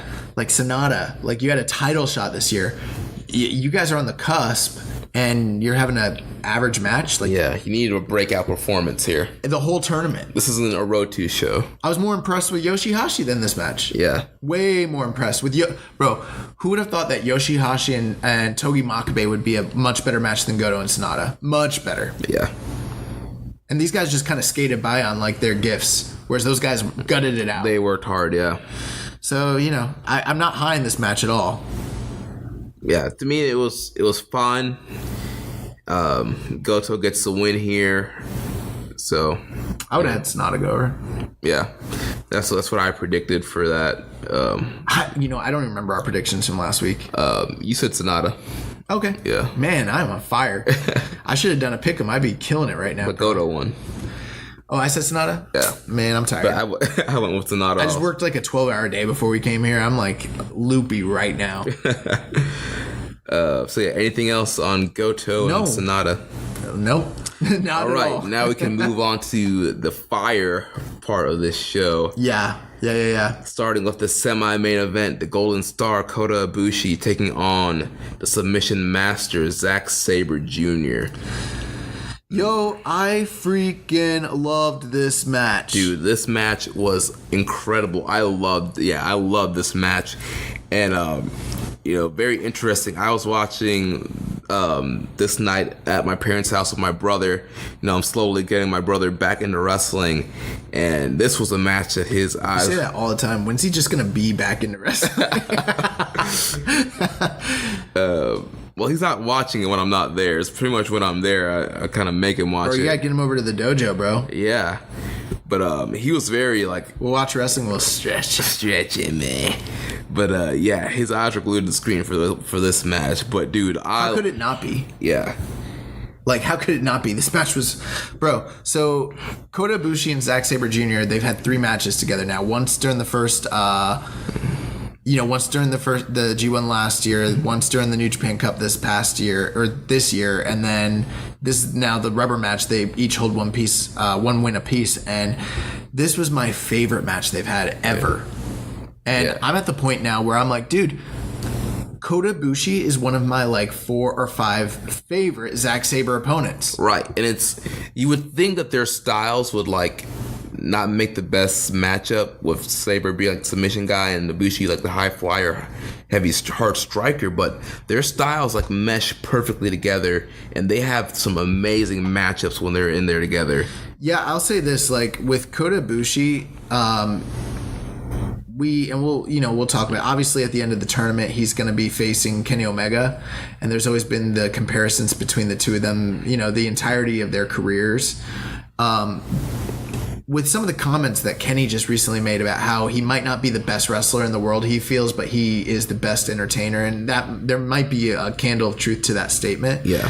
When it comes to pure in-ring adaptability, maybe not entertainment-wise, but in terms of like, if Kenny is, let's say, as a comparison, if Kenny is Shawn, Kota Ibushi might be like the Brett to his Shawn, because from a pure in-ring standpoint, Kota Ibushi might be bell to bell the better wrestler. Yeah. And he's a guy who, when, I've heard people say, like, you might not think him and Zack Sabre Jr. would have, like, a great match. I kind of feel like Zack Sabre Jr. and Kenny Omega might not have a great match. Like, their styles, to me, are, like, really weird, and I'm like, would that be good? Yeah. Maybe. We'll find out. But with Ibushi, yeah, we're going to find out. But with Ibushi, he's so adaptable that no matter who he's in there with, whether it doesn't matter the style of the match, he could literally, I believe this wholeheartedly. If Kota Ibushi was in shoot style wrestling, like in UWF, he'd be fantastic. If he was in Dragon Gate, he's going to be fantastic. If he's working the WWE style, he's going to be fantastic. He can go to Mexico and he's one of the most well-rounded and skillful versatile guys. He's so versatile. And that's why him and Zack Sabre Jr., when they have these matches, they're just off the charts. And I'll say this, what I really, really liked about this, and what I liked about it more than I like their New Japan Cup match a lot, but Zack Sabre Jr. was just an animal in there with the submissions. Mm-hmm. But whereas some of the other Zack Sabre matches that I've watched, a guy will go for a move and Zack will obviously catch it and counter it into some sort of hold. And sometimes you're always like, wow, it pops you, and then other times you're like, oh my god, again. But with Kota Ibushi in this match, what was different was they were working really hard. Yeah. He was catching Kota in ways that he was breaking out like his A material. Yeah, dude, the golden triangle counter was interesting. He stopped the golden triangle and got him in a submission on the apron. Oh, I loved that. Yeah. So he went up for the golden triangle, and he jumped up there and did a body lock, pulled him down, and went straight into a knee bar, and then pulled him down off the canvas. Right. And I was like, last bump, baby. That could have been his last bump. Yeah. But what I liked about it was that every single time that Zack started putting him in these moves, Kota Ibushi would immediately fight out of it and either work to get to the ropes. It was like he was more aware of his of where he was. He's a ring general. His ring presence. And I think it was because in the story of it all, he learned that like sitting in those holds for like up 1 minute, 2 minutes at a time. It's not good. You can't do that crap. You have to get out as soon as possible. And both of these guys were very hard hitting. A lot of strikes with Sabre's uppercuts were nasty. Sabre's great with those strikes, but I love it when he strikes because his selling. Because obviously he's a frail guy. He's 185 pounds wrestling heavyweights in the G1. Yeah. And with the bruiser that Ibushi is, when you get Juggernaut Ibushi like this Ibushi, he's not gonna be able to stand to those strikes. And I mean, like, I'm like, who else crumbles Zack Sabre like this? Like Roddy, Walter, guys like that. And like you could put Ibushi right up there. Like Ibushi's killing this dude. Yeah, dude. Ibushi's strikes are on point in this match. And yeah, man, so much great stuff about this match. Another spot I loved was at the end where Ibushi's going for the Kamagoye and Sabre's blocking it. He's checking it with he checked the leg kicks. Oh my god. Yeah, I loved that. I was like, that is so freaking cool, the way he's checking the leg kicks from a kneeled position. I was like, dude, that popped me the way that like the first time I ever saw CM Punk counter the You Can't See Me. Oh yeah. And nobody kicked him in the face. Kicked him in the head. No one had ever done that. And I was like, CM Punk's the greatest wrestler that ever lived. Oh my god! When Zack Sabre checked the freaking Kamagoye with his knee, I was like, that is just brilliant. That's brilliant. Why doesn't anybody ever do that before? This is freaking Muay Thai. Like this is awesome. And it kind of reminded me of his promo where he's like, I'm not gonna stand there and let you like moonsault on me. Yeah. It's like, I'm not gonna stand there and let you knee me in the face. Like, I'm gonna try and block it. Yeah. And I gotta say, Zack Sabre is a guy that I've been hard on for a while. Like, I heard. Really? That didn't come out the way I thought it was gonna come out. I've been very critical on I had to do it to him. Oh my God. I've been critical on Sabre. I mean, he was a guy that I hear tons of praise about from Meltzer and newsletters. But I had not really seen any of his stuff until the CWC, and I wasn't really impressed with the stuff I saw in the Cruiserweight Classic. And then, just seeing some other like random matches, I really wasn't impressed. But he started to win me over with the New Japan Cup, and this match here, I'm sold. I'm sold on Zack Sabre Jr. I've completely turned the corner on this man, and I used to be the conductor of the Zack Sabre Jr. hate train, but I'm off of that. I'm on the Sabre bandwagon now. I'm all in on Zack Sabre. Bro, right now, Zack Sabre Jr. In New Japan, would I say he has a shot at being the wrestler of the year? Possibly. It's an outside shot right now. Depending how the rest of this tournament goes and the rest of his year goes. It's an outside shot right now. But if you factored in everything that he has done, not just in New Japan, but outside of New Japan, he might be wrestler of the year right now. Yeah. Between the matches that him and Suzuki have had as a tag team, like just running down a couple of them that off the top of my head, them against Mustache Mountain in freaking January, him and Walter at Evolve in freaking January, him and Darby Allin in January, him and Tyler Bate from Progress, him and Matt Riddle from PWG, him and Matt Riddle from OTT. Oh no, that was Ospreay, but still him in freaking his entire run through the New Japan Cup. From freaking when we were in New Orleans, the match he had with Sawa, the match he had with Ishii, the match he had with Riddle, the match he had with Walter at Progress. Like, he's been freaking killing it. He had that awesome match with it was Devlin he wrestled at OTT. Like, this guy, just across the board, whether you're a fan of him or not, is having one of the best all-time years. And then you got to factor in this kind of stuff. His match with Okada that he just had from Rev Pro was great. It was great.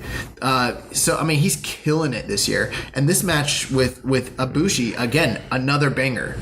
Like, so, I mean, there's I know a lot of people are on the Ospreay, like, the Ospreay Wrestler of the Year fan, train, and the Walter and all that. But I'm like, this dude, Zack Sabre Jr. is to the point where, like, you might not even be a fan of his style, but if he's having consistently match of the year candidate matches every single month the entire year, how can you deny him? Right. You know what I mean? Yeah. It's like I'm not really a big football team, but like there's those football teams people don't like, but they've got incredible defense and they just keep winning. Right. And it might not be the most exciting thing. And don't get me wrong, I'm not saying he's not exciting, because some of these matches are incredible. But it's not like it's just everyone he's wrestling is great. The guy's great. Yeah, Sabre is great. The guy's great. So, I mean, yeah, Sabre is awesome. And this match with Ibushi was great. Like, this was the perfect way to kick off Kota Ibushi, because I've been wondering, like, when's Ibushi going to show up? Yeah, and well, he's here. He's here. I popped so freaking hard for the finish of this match.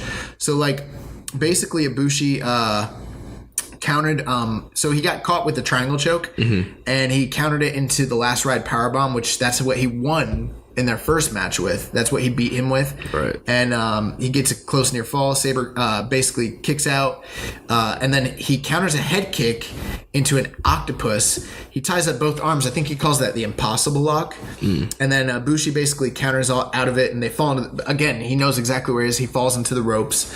And then Sabre tries to work into a Cobra twist, so basically like a freaking twister. Ibushi hits a Snapdragon suplex off of it, a head kick. He drops the knee pad, and he goes like he's gonna hit the Kamigoye, and Sabre basically does like a spin around, gets a clutch. He goes for the finish, and while he's got the clutch and the pinfall, Ibushi's never actually let go of the wrist control on both hands. Right. So when he kicks out, he basically comes up and just freaking Kamigoyes him right there. Well, he had a straight jacket suplex. He had a straight jacket. And then he kept the wrist control. Boom, Kamigoye. Bro, the whole entire sequence he held on to the wrist control. Yeah. I was like, dude, this dude's never letting go. Like, he knows if... Like, it was just awesome. It was just awesome. It was my favorite finish of the tournament so far. and we're only 2 nights in, but like I was in love with this match, and I was actually talking to Rich while I was watching it, and I was like, Rich, like this is incredible, and he was, he doesn't like Zach, right, and he's down on it, and I was like, bro, I'm telling you, I'm not gonna put this match over this freaking hard, right? Unless it's really fire. I didn't think he did like it. Yeah, I'm sure he did. There's certain people that like if I like something, I'm not gonna put it over. Like if I like, for instance, we got a friend Caleb. He likes Impact. Like if I really liked Impact and I know it's not everyone's cup of tea, I'm not gonna keep putting it over on the group thread every single week like that kid does. What's up, Caleb? Unless it's really, really fire. But like with this, I'm not gonna tell someone that I know doesn't like Zack Sabre Jr. to watch it. Right. If it's like a regular Zack match. But I was like, bro, this match is incredible. And anyone, if you guys got your doubts about Zack Sabre Jr., telling you, watch this match. This is a must-watch match of this tournament. Yeah, I loved it. I loved it. So if you're one of those guys that are just cherry picking, you need to watch Zack Sabre Jr. versus Kota Ibushi. It's really weird. We're gonna get into Naito and Omega, but like, I understand and recognize that there's a lot of people who will probably like the main event better. And I'm not saying this was better, but like this one stuck out more in my like memory, and I was like, I love this match. Like it kind of reminds me of how high I was on Ibushi and Cody from Wrestle Kingdom this past year. Yeah. That's what this feels kind of like to me. Like this match really sticks. Like I loved it. Yeah, it was great. So moving on to the main event, Kota Ibushi's Golden Lover, Kenny Omega, the IWGP champion, takes on Tatsuya Naito. Yeah, man. So, I mean, how can you get a bigger main event for the second night of the G1 than to get these two guys who have A, put on the best match of the tournament the last 2 years running, B, are the last two winners of the G1 Climax back to back, and then C, you put them in a rubber match on the second night of the tournament, the first night of B block. Like that's incredible. Yeah. Like this is one of the biggest matches of the whole tournament. We got it already. And I gotta say, I love this match more than the Sabre and Ibushi match. I thought this match was just phenomenal. It was. These guys were on a different level. It was. I mean, this is the night I've been waiting for all year. The quickness, the ability, the versatile of both guys. I mean, the risk taking, the hard hitting action. Oh my god! Like I don't even know how to explain. How do we call this right now? Yeah. Like, you know what I mean? Like how do we be like, hey, they did everything? Yeah. Like this match was just incredible. I mean, this is going to be one of the best matches of the whole tournament here on night 2. It's a match of the year contender. Yeah, it is. I'm 5 stars on it. Yeah. I like might try to be that trendy guy and go 4 3/4, I guess. But I don't see any reason not to go 5 star. You know what? I am 4 3/4 on it. I'll be honest with you. That is my feeling on it. And I will say this as well. As great as this match is, in my opinion, I think it's the least of the 3 matches they've had. I liked their match in the finals last year best. And then I liked the first match they had in the B block finals the year prior. But this is a fitting addition to it. To me, this is very reminiscent of the way I felt about Omega and Okada. How the third match to me was not my favorite match of theirs, but I mean it was a banger. This is a banger. Yeah. And for me to be like, if I'm not talking down on it at all. The fact that it's right up there in the conversation. If someone's like, this is my favorite, Omega and Naito match ever, I'm not gonna be like, you're wrong. Right. But this match was so good, man. Yeah, this match ruled, man. There was. The intensity was at an all-time high. There was tons of callbacks from their previous matches. I liked that. I mean, just so much great stuff here. And plus, there was just the heat going into this match based off Kenny Omega's comments about the Japanese wrestlers and Naito responding with he did that interview on New Japan on the New Japan website. That's a great interview, and he was talking a lot about the comments from Kenny. Right. So a lot of backstory. And a lot of people, including myself, had penciled down Naito to get the upset win. Me too. So Naito could get the future title shot. And that was not the case here. Kenny Omega gets the big win on night one. I think Naito was the bigger star with the crowd that night too. They were like I think the crowd was anticipating him to pick up the win too. Yeah.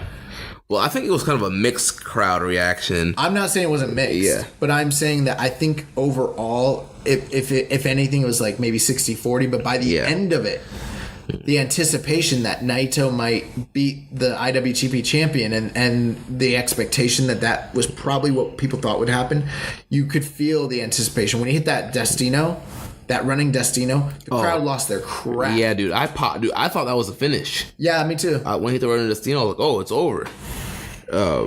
But yeah, man, there's so many great spots. I mean, Omega trying to hit a super one-wing angel from the top rope. Omega hit a sit-out tombstone, yes. Bro, I was so scared. He countered I was so scared when he did that. Yeah, he countered a Destino doing that.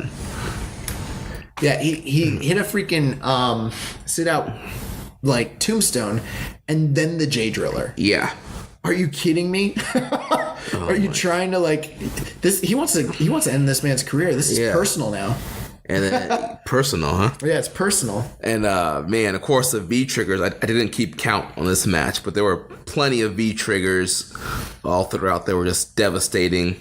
I think one of the things that for me a little bit brought this down was the fact that at this point, like, you know, the Destino's not enough to put a guy down, and I think that I understand like the story element why that might be the case, but it's such a good finisher that I don't want it to be one that's lost by the wayside. Right.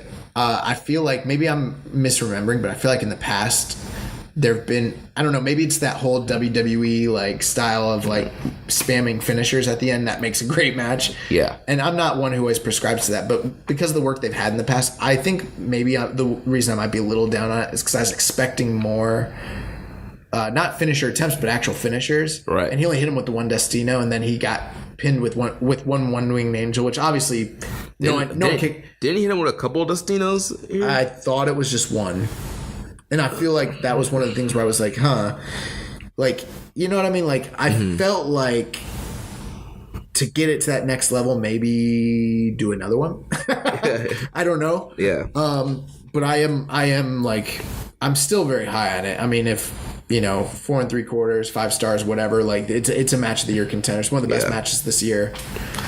Yeah, man, this is just amazing match. It was magical. They made magic once again. Yes, like if you haven't watched this match yet, like I don't know what the heck you're doing, dude. I feel stupid though because I was really, really, really predicting and expecting for Naito to beat Kenny Omega. So was I, dude. I was like, this is gonna be the way Naito gets his title shot. I don't think he's winning the G1, so he's gonna beat Omega and get his title shot this way. But now that's out of play. It is. That was his one shot in this tournament. So going forward, like, you don't have that to bank on, the whole idea of Naito beating the champion in the tournament. Like, if hypothetically he's going to get a future title shot, he's got to win the whole shebang. Yeah. And we got another question from William Johnson. All these questions. God, we're trying to get through this. We're trying to get this through this podcast in a time. No, honestly, the episodes where we have these questions are so much better. Like, just to hear us ramble kind of sucks. Like, I'm just joking. I'm facetious, but we appreciate the questions. William Johnson, he says, is there going to be a bigger payoff for Naito? He seems to have been losing a number of big matches as of late. Yeah, so what do you think the story is? Because at one point, it seemed like the story was at the beginning of the year after he lost to Okada that he was trying to fit back into the role of being, you know, Tranquilo? No, he wasn't being Tranquilo. Stardust Genius. Like, he was reverting back to the Stardust Genius, and that's what it seemed like it was playing into. And so he was going to have to go back to his roots of eradicating that from his personality and embracing what brought him to the title in the first place, being Tranquilo, and then, you know, evolving, right? Right. Now you're seeing people online that are like, well, this whole year he hasn't cared. He's being too Tranquilo and he needs to start putting in effort and start caring. And so I am kind of like, well, which is it? Is it that he cares too much? or he just doesn't care enough, and you know what I mean? Right. And I'm not really clear on it. I don't have a definitive. I've seen people arguing about this online, and I don't have a clear indication. I mean, what do you think about that? Yeah, man, I'm not 100% sure either which way he needs to go. I mean, the Tranquilo was kind of the bread and butter that got him over, so maybe that we need more of that. Or I don't know. Well, Kenny cut an incredible promo at the end of this match, and one of the big takeaways was he basically said, Naito, I love wrestling him. He's one of the best guys, but he hasn't evolved. And that was like the big takeaway. Like, he needs to basically elevate his game at this point if he's gonna remain one of the big four. You know what I mean? Yeah. And that's kind of what he's challenging him to do. And I'm wondering, like, well, where do you go with that? Because anyone who thinks he's had less than a year, they're absolutely right. We've kind of explored it and talked about it before, so I don't have to give you the whole rundown of the whole backstory. But, yeah, I mean, coming off that Jericho loss, I thought you bring him in, you have him beat Kenny Omega, the boy's right back where he was. Yeah. This is kind of feeling more like the New Japan Cup, where after he lost at Wrestle Kingdom and then he jobbed to Zack Sabre Jr. the first night, and you're like, whoa. Yeah. I feel like he needs to go on a run after this match. I feel like he needs to go back on excursion. No, I'm just playing. Wow. I'm sure Ring of Honor would love to have. What would you do if I just started like saying like ridiculous like hot takes like that? Like, how would you keep doing the show with me? Yeah, I guess so. Yeah, if you started doing that, I'd be like, yo, Jeremy, you're done. Yeah, I'd fire you on the air. I think the only reason that Jeremy hasn't taught me how to do any of the editing and how to like actually like run the show is because he knows that like I would fire him. But I'm dependent on you at this point. It'd be Keeping It Young Boy. Bro, if it was Keeping It Young Boy, I'd be recording on my phone. It would sound terrible. I would have no Twitter. I'd have nobody would know about the show. I don't even know. Like, it would just basically be me listening to myself. And I'd be like, dang, this show's good. Hey, y'all heard that Keeping It Young Boy this week? I'll be telling people, yeah, my show, Keeping It Young Boy. Where can we find you? Oh, I post it. I post it sometimes. Where? I don't know. It's out there. Find it. Oh my god! You can find it on like LimeWire. Oh my god. Oh, LimeWire. That's hilarious. So let me ask you this, okay? Before we go to night 3, so the first 2 nights are usually what set the tone. Did you prefer the first night or the second night? Overall, I gotta say I prefer the second night. Just having those 2 bangers back to back. I mean, I don't know. I felt more hyped about the second night overall than I felt the first night. I think I'm in a little bit of a different place. I could see why someone would say that, and I'm not disagreeing. But for me, having such a weak undercard the second night, like, I didn't really enjoy Sonata and Goto. I didn't enjoy Juice and, Tamatonga at all. And I didn't, yes, Ishii and Yano was good, but overall it was kind of a chore to get through the second night until the 2 main event matches. And I could see how that would leave you like going home happy. But like the first night, for me, I saw a lot of people criticizing it, and I was like, it wasn't like a standout show of the year, but as far as a sit-down watch, it was way easier for me to get through that, it felt like. But, with me being so high on Yoshihashi and Makabe, and then, I did like the Juice match, or I'm sorry, the Jay White and Okada main event, the Suzuki and Tanahashi match. And then, even with the stuff with Hangman, and even though there was like criticism, I was like, maybe that was the most entertaining thing they could have possibly done, is to further the storyline that way. And what was the fifth match? There's only one match aside from that. I'm trying to remember what it was. You mentioned Makabe and Yoshihashi, Hangman and Fale. It was the third match. Who did I not mention?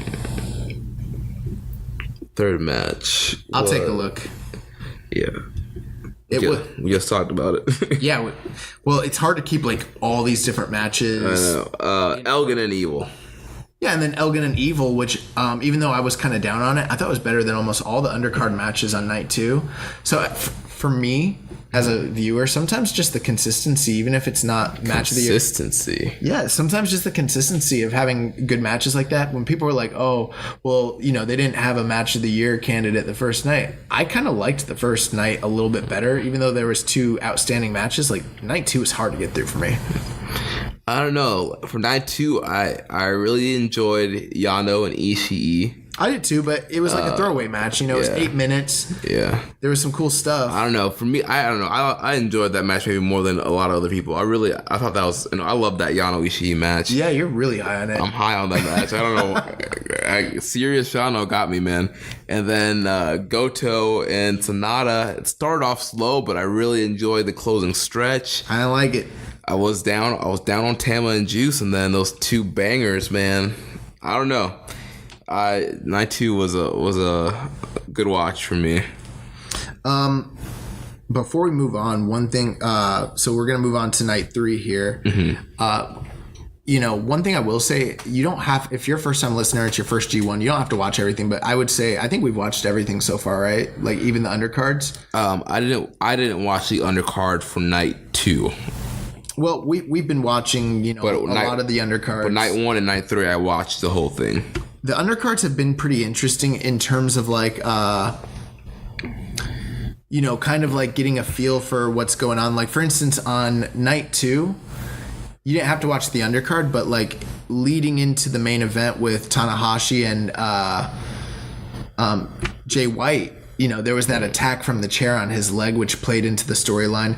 So it's kind of like Road 2 shows in a sense. You don't have to watch the Road 2 shows, but you'll get rewarded if you watch the undercard matches because you're going to see matchups that play into, the rest of the tournament. And even like longer term storylines, like I mentioned earlier with Jay White trying to get Yo to cheat. There are certain guys who, for instance, like Sho, like we saw a really good match where it looked like Sho was about to literally beat Sonata, which of course is ridiculous because, they're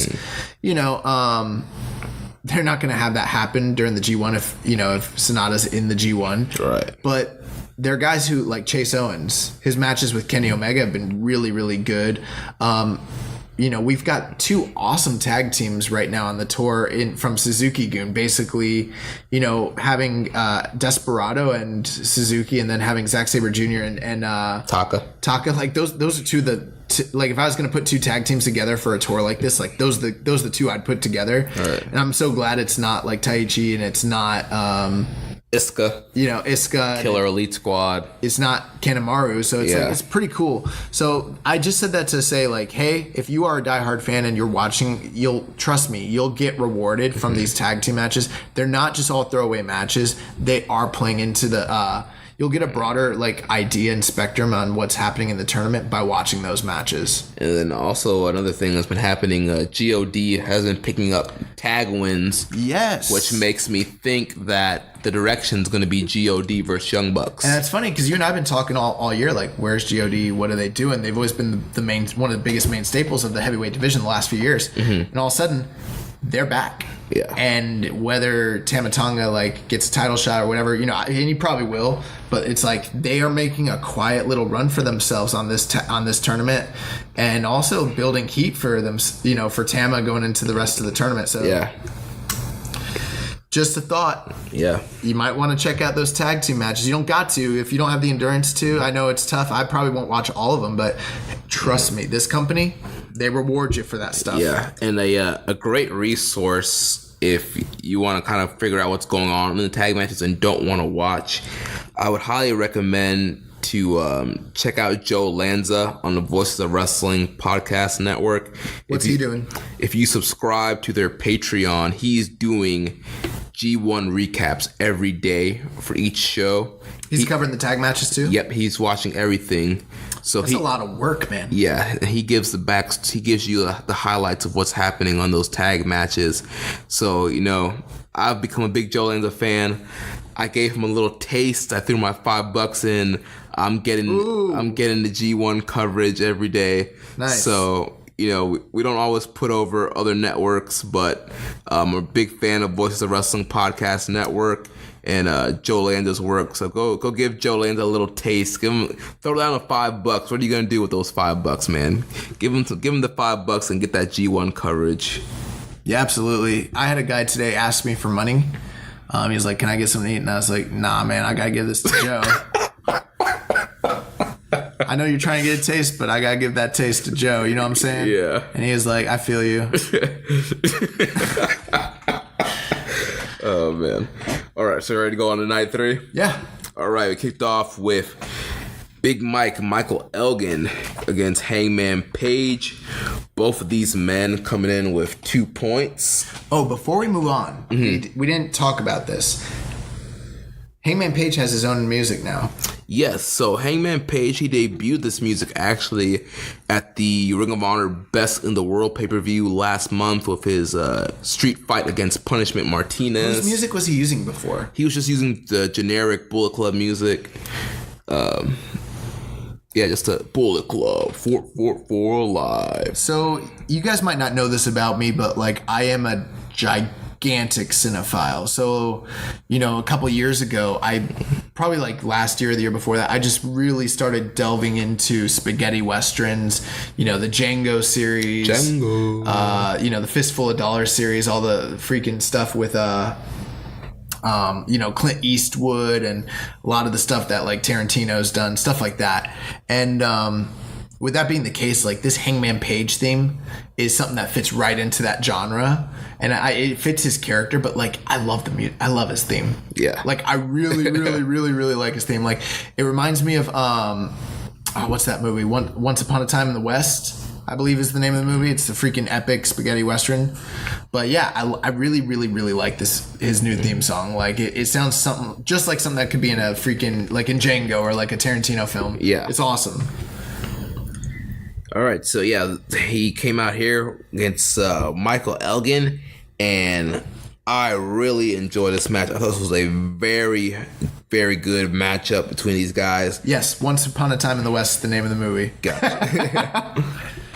But yeah, this was a very good match between these guys. I thought Hangman put in a hell of a work in this matchup here. Dude, I love this match. And both of these guys worked really hard, but I felt like Hangman definitely worked pretty hard.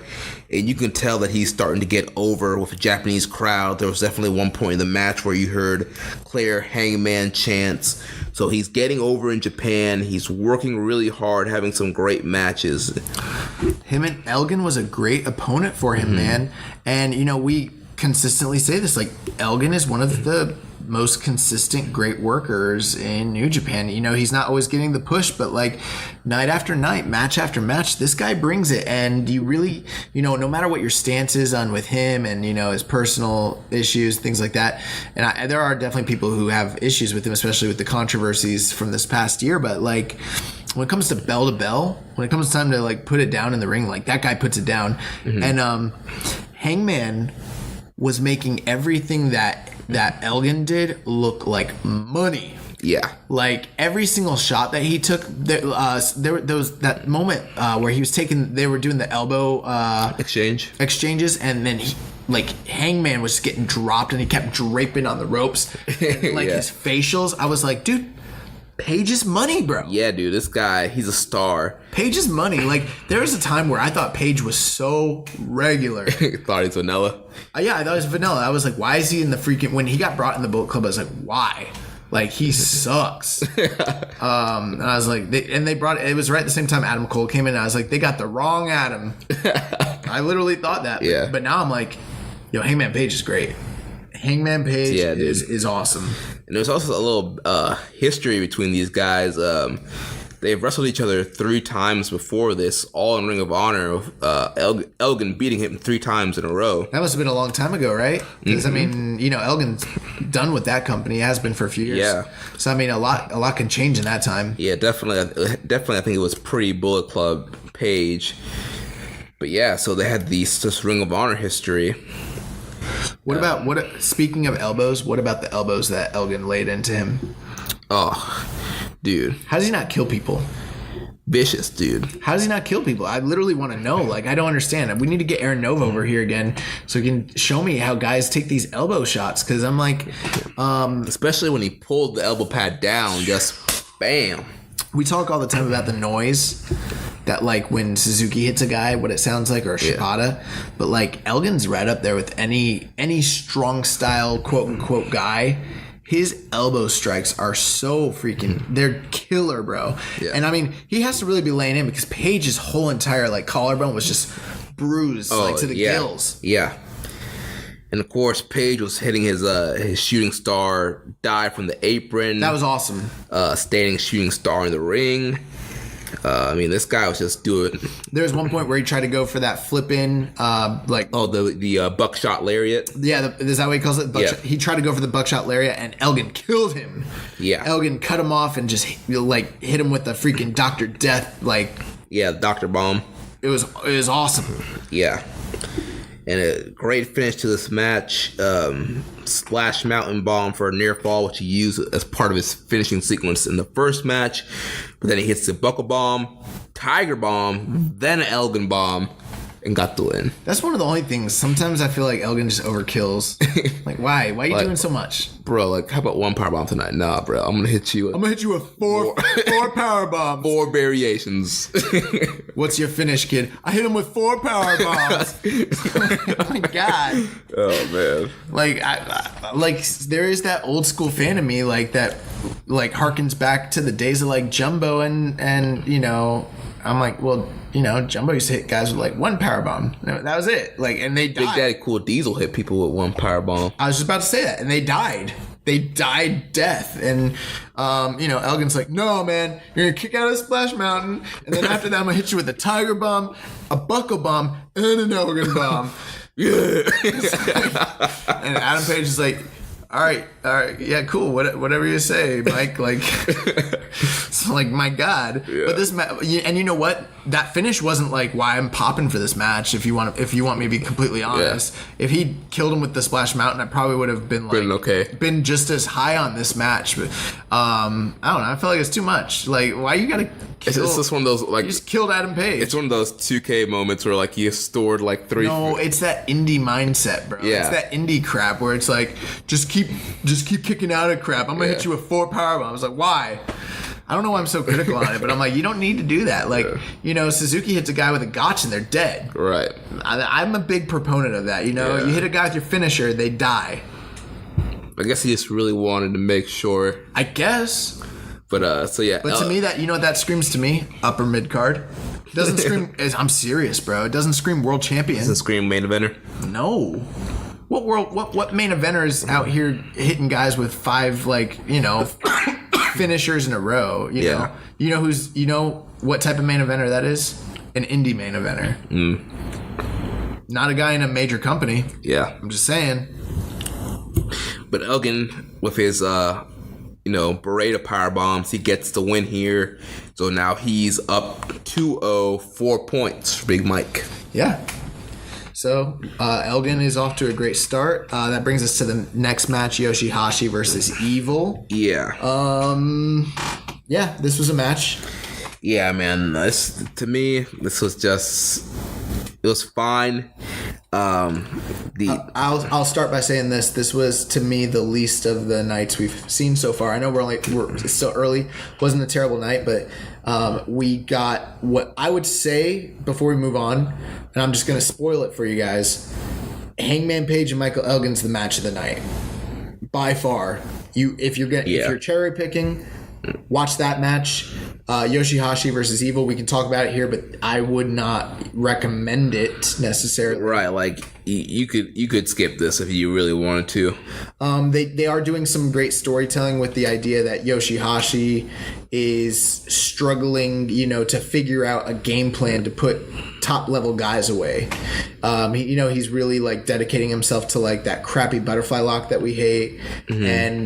And when that doesn't work, he's just kind of putting together his regular stuff. But right, sticking to like Rocky was saying, creature of habit. He's sticking to the same pattern.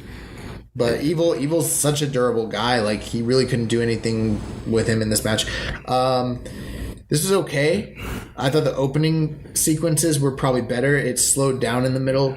13 minutes. You probably could have cut this down by like 2 or 3 minutes. I would probably have been fine. Yeah. I mean, that's pretty much it. Evil, basically defeats him with everything is evil. Everything is evil. And that's pretty much it. Yep. Evil moves to 1-1, gets his first set of points. Yoshihashi moves to 0-2, and it's gonna be a rough path for Yoshi. That brings us to our third match of the night. We got a rematch from the 45th anniversary? The 46th anniversary show. Okay, so Togi Makabe looking for revenge from the loss he took in their last match, taking on Minoru Suzuki, which, by the way, I have decided, I keep joking with Jeremy. He thinks I'm joking. I'm not joking. I will be naming my firstborn son Minoru. His middle name will be Suzuki. Minoru Suzuki Smith. Oh my gosh. Yeah, I saw this video today. Someone was dressed up, someone was cosplaying as Nakamura. More like Suzuki kicked him. He kicked him in the head. Yeah. He kicked a fan in the head, and then the fan sold it though. The fan sells the crap out of it. So what does Suzuki do? He gets pissed and he starts stomping the crap out of it. Oh my god. I loved it. But so this match was good. And the beginning was really man. Good. These guys just came out as soon as the bell rang, man. These guys went at it and were brawling. They weren't screwing around. Mm-hmm. Strong style. Strong style ain't nothing to F with, you know what I'm saying? Yeah. And yeah, man, it was a hard-hitting brawl towards the beginning, but then it kind of slowed down in the middle once they went to the outside. And I like the parts where Suzuki was laughing at Makabe, where Makabe was just killing him, and then he was like, ha ha! And I was like, oh my god. I always pop when Suzuki does that. And then at one point, when they were brawling in the beginning part, Makabe started getting the better of Suzuki. Yeah. He put him in the corner, and he just freaking dropped him, and I was like, oh... Wow, like Makabe's about to go on a run here. He's got old man Suzuki reeling. Yeah. Suzuki came back, and then they went to the outside. And the outside part was good at first. Yeah, but then it got kind of they spent too much time out there. Spent too much time. As a person who has attended a New Japan show where they brawled in the crowd, and we were close to it too, it wasn't that exciting. To be honest with you, yeah. If you're in a location like that, depending on how good, I don't know what the vantage point is, but I can just imagine how many people cannot see what's going on. And I'm sure they don't put it up on the screen. So it's one thing when it was 1990 and it's Eddie Gilbert and Cactus Jack doing that, and it's Philadelphia and nobody's ever seen it in the States, or it's another thing when it's 82 and it's Hogan and Abdullah the Butcher doing that crap. And it's new and it's fresh and you've never seen it before. And I'm not saying that there's no place for it in wrestling. There is, but it's you're in the middle, you're having a great match and you go and you rely on that. It just takes the crowd right out of it. And I feel like once it took the crowd out of it, no matter how hard they worked, they lost them right there. Yeah. And so, they came back. The ending sequence was pretty good though. Yeah. Suzuki looked for the gotch. Makabe counters into a DVD. Wasn't he about to beat him with that freaking sleeper? What, Suzuki? Yeah. Yeah, he had a sleeper on. I know he does that, and I mean, I know someone listening's like, oh, you noob, you don't know he does that. I know he does that, but sometimes it's just like, why don't you just get the pinfall? Why don't you just get the submission? Dude, that's what Don Callis always says. He goes, Suzuki, stop going for the gotch. Just keep the sleeper on. It's like Suzuki loves going for that gotch. But you know what's smart about that is that he's explaining the character behind what he's doing, and there's a reason for it. It's not like a full burial, but I am kind of like, man, you're about to win, dude. Just do it. Just take him out. He had a sleeper. Makabe was fading. He goes for the gotch, but Makabe counters into a DVD. Makabe hits a Western lariat and then a Northern lariat. Makabe takes Suzuki up to the top. He hits the spider suplex on Suzuki, but Suzuki rolled through and landed on his feet. Makabe hit the standing King Kong knee drop, went back to the top, hit another King Kong knee drop, and that was it. Togi Makabe got his win back and beat Minoru Suzuki. It's just like we said earlier. this is a protected finisher, man. And when you get hit with that King Kong knee drop, that's it for you. And you know what's funny is he did the same thing that I talked about earlier, where he banged Suzuki's head into the ring post. I love that, man. I love that part of it. I think we were both in shock because we were sitting here last night. The reason we didn't record is because we needed enough time with our jobs to actually sit down and watch this for you guys, and we were just shocked, man. Yeah, I mean, I had Suzuki penciled in going over Makabe here. I didn't even think twice about it. I was like, me either. I was like, man, there ain't no way Makabe beating Suzuki. No, and well, Makabe proved me wrong. Yeah, so very, very, very, very surprising. I would say for me, this is the upset of the tournament so far. Yeah. Like this as far as hierarchy and unexpected finishes, this was very unexpected for me. I don't know if Makabe is going to continue with this run. This screams, Tiger Mask. Yep, the Tiger Mask run. You pick up a lot of big victories in the beginning, and then at the midpoint when you start dropping pinfalls, you've built up enough steam to where it's like he's peaking too early. Yeah, those losses mean more when you've done well in the tournament to begin with. Yeah. And there's plenty of time, I would say. Well, I think we got questions about this, but I think there's plenty of time for Suzuki still. But big win for Makabe. And Suzuki's at 0. Makabe 4. Wild. Really wild.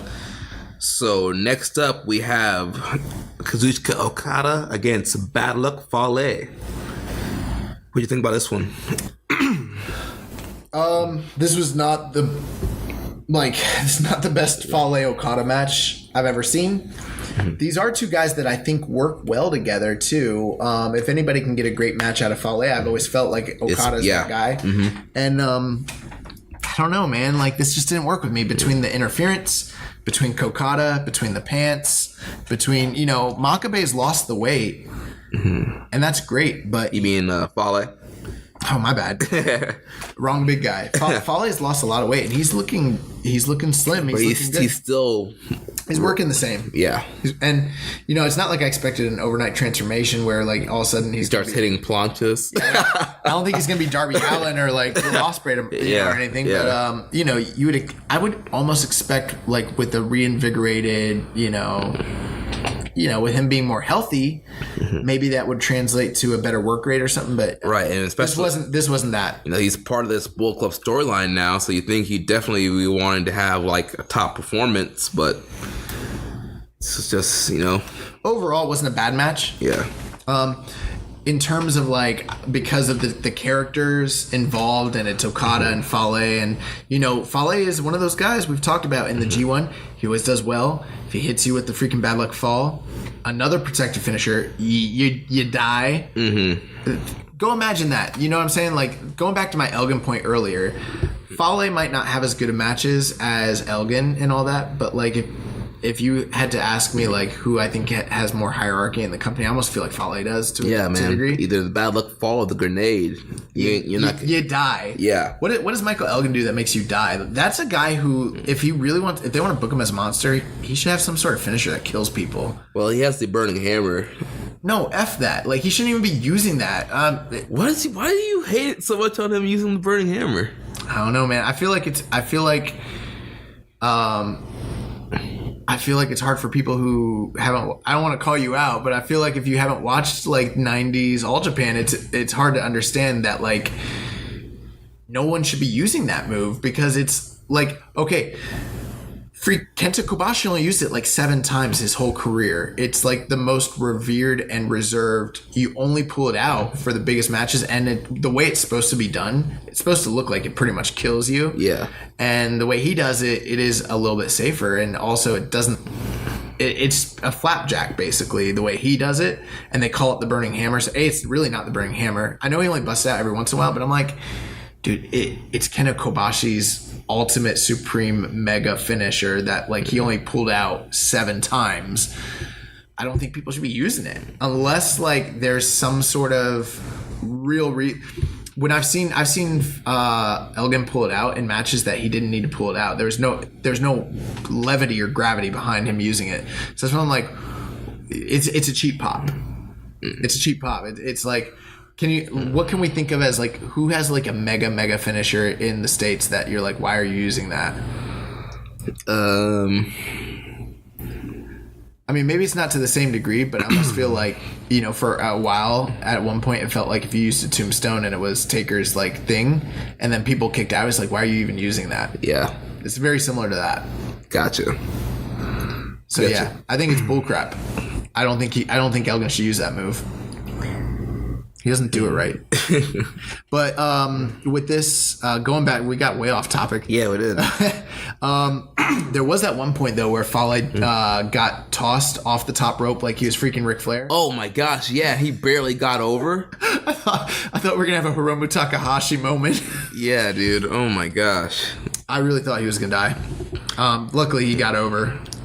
But yeah, coming down to the end of this match, Okada drop-kicked Fale into the referee. Then Tama Tonga arrives, hits the gun stun on Okada. Fale hits the bad luck fall, and he gets the win. Gets 2 points. Yeah, and they cheated quite a bit in this match, right? Yeah, because bad luck Fale was second by Tangaloa. So now we've got a situation where Okada has 0 points, and Minoru Suzuki has 0 points going into the third night of the G1 Climax. Yeah, and that actually brings up a question. Trying to find it where it was at. I think it's on Twitter. We have so many inquiries from the fans that are out there. It's hard to keep track of all these questions. Here we go. Got it. We're so over. Comes from a Twitter user at @IamChrisCali. He says, which 0-2 start should we be more concerned about, Okada or Suzuki? Okada. In my opinion. Yeah. I mean, if you look back at Suzuki's G1 records in the last couple of years, I think the highest he's probably gotten has been like 10 points. He usually falls in like the 8 to 10 point range. So Suzuki kind of having a slow start is not as concerning as it is for Okada, a guy that you expect to get 12, 14 points in this thing. Yeah, I'm very, very, very shocked. I mean, okay, so we're at a point now where let's talk about the last 5 singles matches, not just in the G1, but in general that Okada's had. So he had the Dominion match with Kenny Omega, he lost. Then he had the outdoors match with Suzuki for the 30th anniversary, which went to a draw. He went to England and he wrestled Zack Sabre Jr. He got pinned clean. And now he's 2 nights into the G1 and he's lost back-to-back matches against Jay White and Bad Luck Fale. Mm-hmm. So he's literally, in his last 5 singles matches, 0-4-1. That's rough. It's Kazuchika Okada, bro. Who would have thought that he would have gone on a slump like this? I mean, it's probably smart booking and it makes sense. So it's not like Gato, you're an idiot. What are you doing, Gato? It's not like that. For real. I mean, I do think the character work is really mind-boggling to me. I do wonder maybe there's something lost in translation with that too. Yeah. But at the end of the day, it is still jarring, like, to see the top guy in the whole company basically essentially lose 5 matches back to back, and we're in the biggest tournament of the year and he's 0-2. Yeah. That's just shocking to me. Now, I want to say I think he's still the favorite to win the B block, right? Pretty much. Yeah. You mean A block? Oh yeah, A block. But what's happening, man? I don't know. I guess we're gonna have to wait and see what happens next. Yeah. And then that takes us to what the final match of the night. Yeah. The Ace Hiroshi Tanahashi against Switchblade Jay White. A rematch from Wrestle Kingdom. Yep.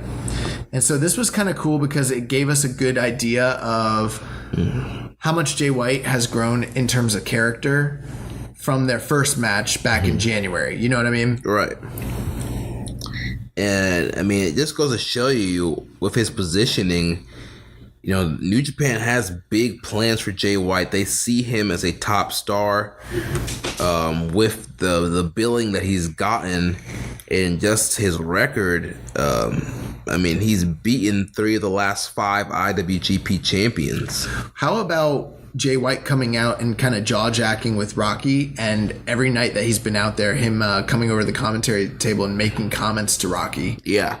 That's something that's been like kind of playing into his character and playing into the story too. And you're almost like, you know, what's happening here with you know? Yeah, speaking of the Rocky Switchblade interactions, we have a question from Howard Chilling. He says, do you think Rocky Romero ends up jumping Switchblade at some point in the tournament due to his behavior towards their fellow stablemates? I would say no, because he's not Josh Barnett. He's not gonna jump into the ring, shoot, or storyline wise. With that being said, though, could this be building to some sort of interaction between them down the road? Like possibly. And speaking of Josh Barnett, we had a question from William Johnson asking, how long do you think Jay White would legitimately last in a fight with Josh Barnett? What do you think, like, realistically? Just obviously, like, I have my own opinion, but I just want to kind of, like, I've said before, I've followed Josh Barnett for a while. I don't think you've probably ever seen a Josh Barnett fight. No, I haven't, but I know his reputation, and I know guys, like, he's legit badass. I wouldn't expect Jay White to last very long. Here's what I'll say. If Josh Barnett wanted to finish him in 8 seconds, Josh Barnett will finish him in 8 seconds. If Josh Barnett wants to beat him up in 2 minutes, it will last 2 minutes. If he wants it to last for 5 or 10 minutes, that is what would happen. So pretty much however long Josh wanted to, unimpeded with no one stopping him, it's up to Josh. Mm-hmm. Jay White has no chance of any sort on any level whatsoever, unless it's that puncher's chance, and you know he gets a freaking who was it that laid out JBL?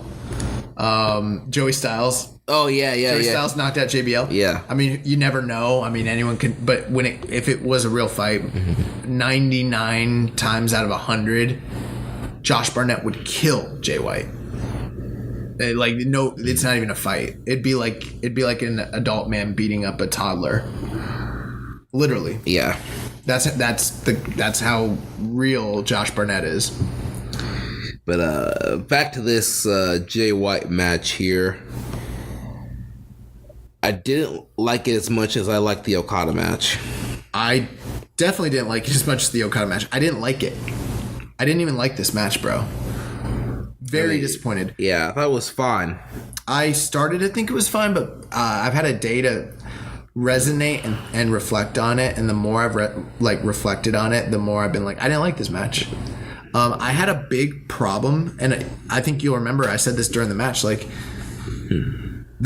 he's winning, he's beating Tanahashi, he's cheating and beating him, and it's been fine. And then he's gonna go outside and grab a chair, and then he's gonna try to hit him with the chair in front of the referee. Risk disqualification.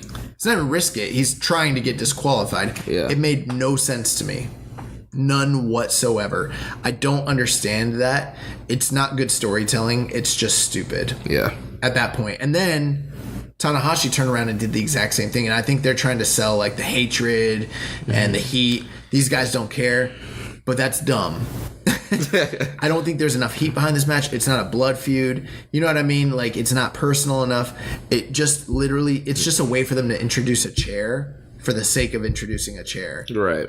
And it bothered me, actually. And I think that if you want to introduce a chair, they did it in the Okada match. There's a way to do it without me. Right. This was stupid. It insulted my intelligence as a wrestling fan on a New Japan show in the main event of the third night.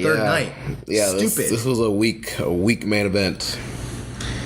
And, you know, just when we were starting to sing the praises of Jay White and how he kind of turned the corner, it's like he goes out and has another goose egg like this again with Tanahashi.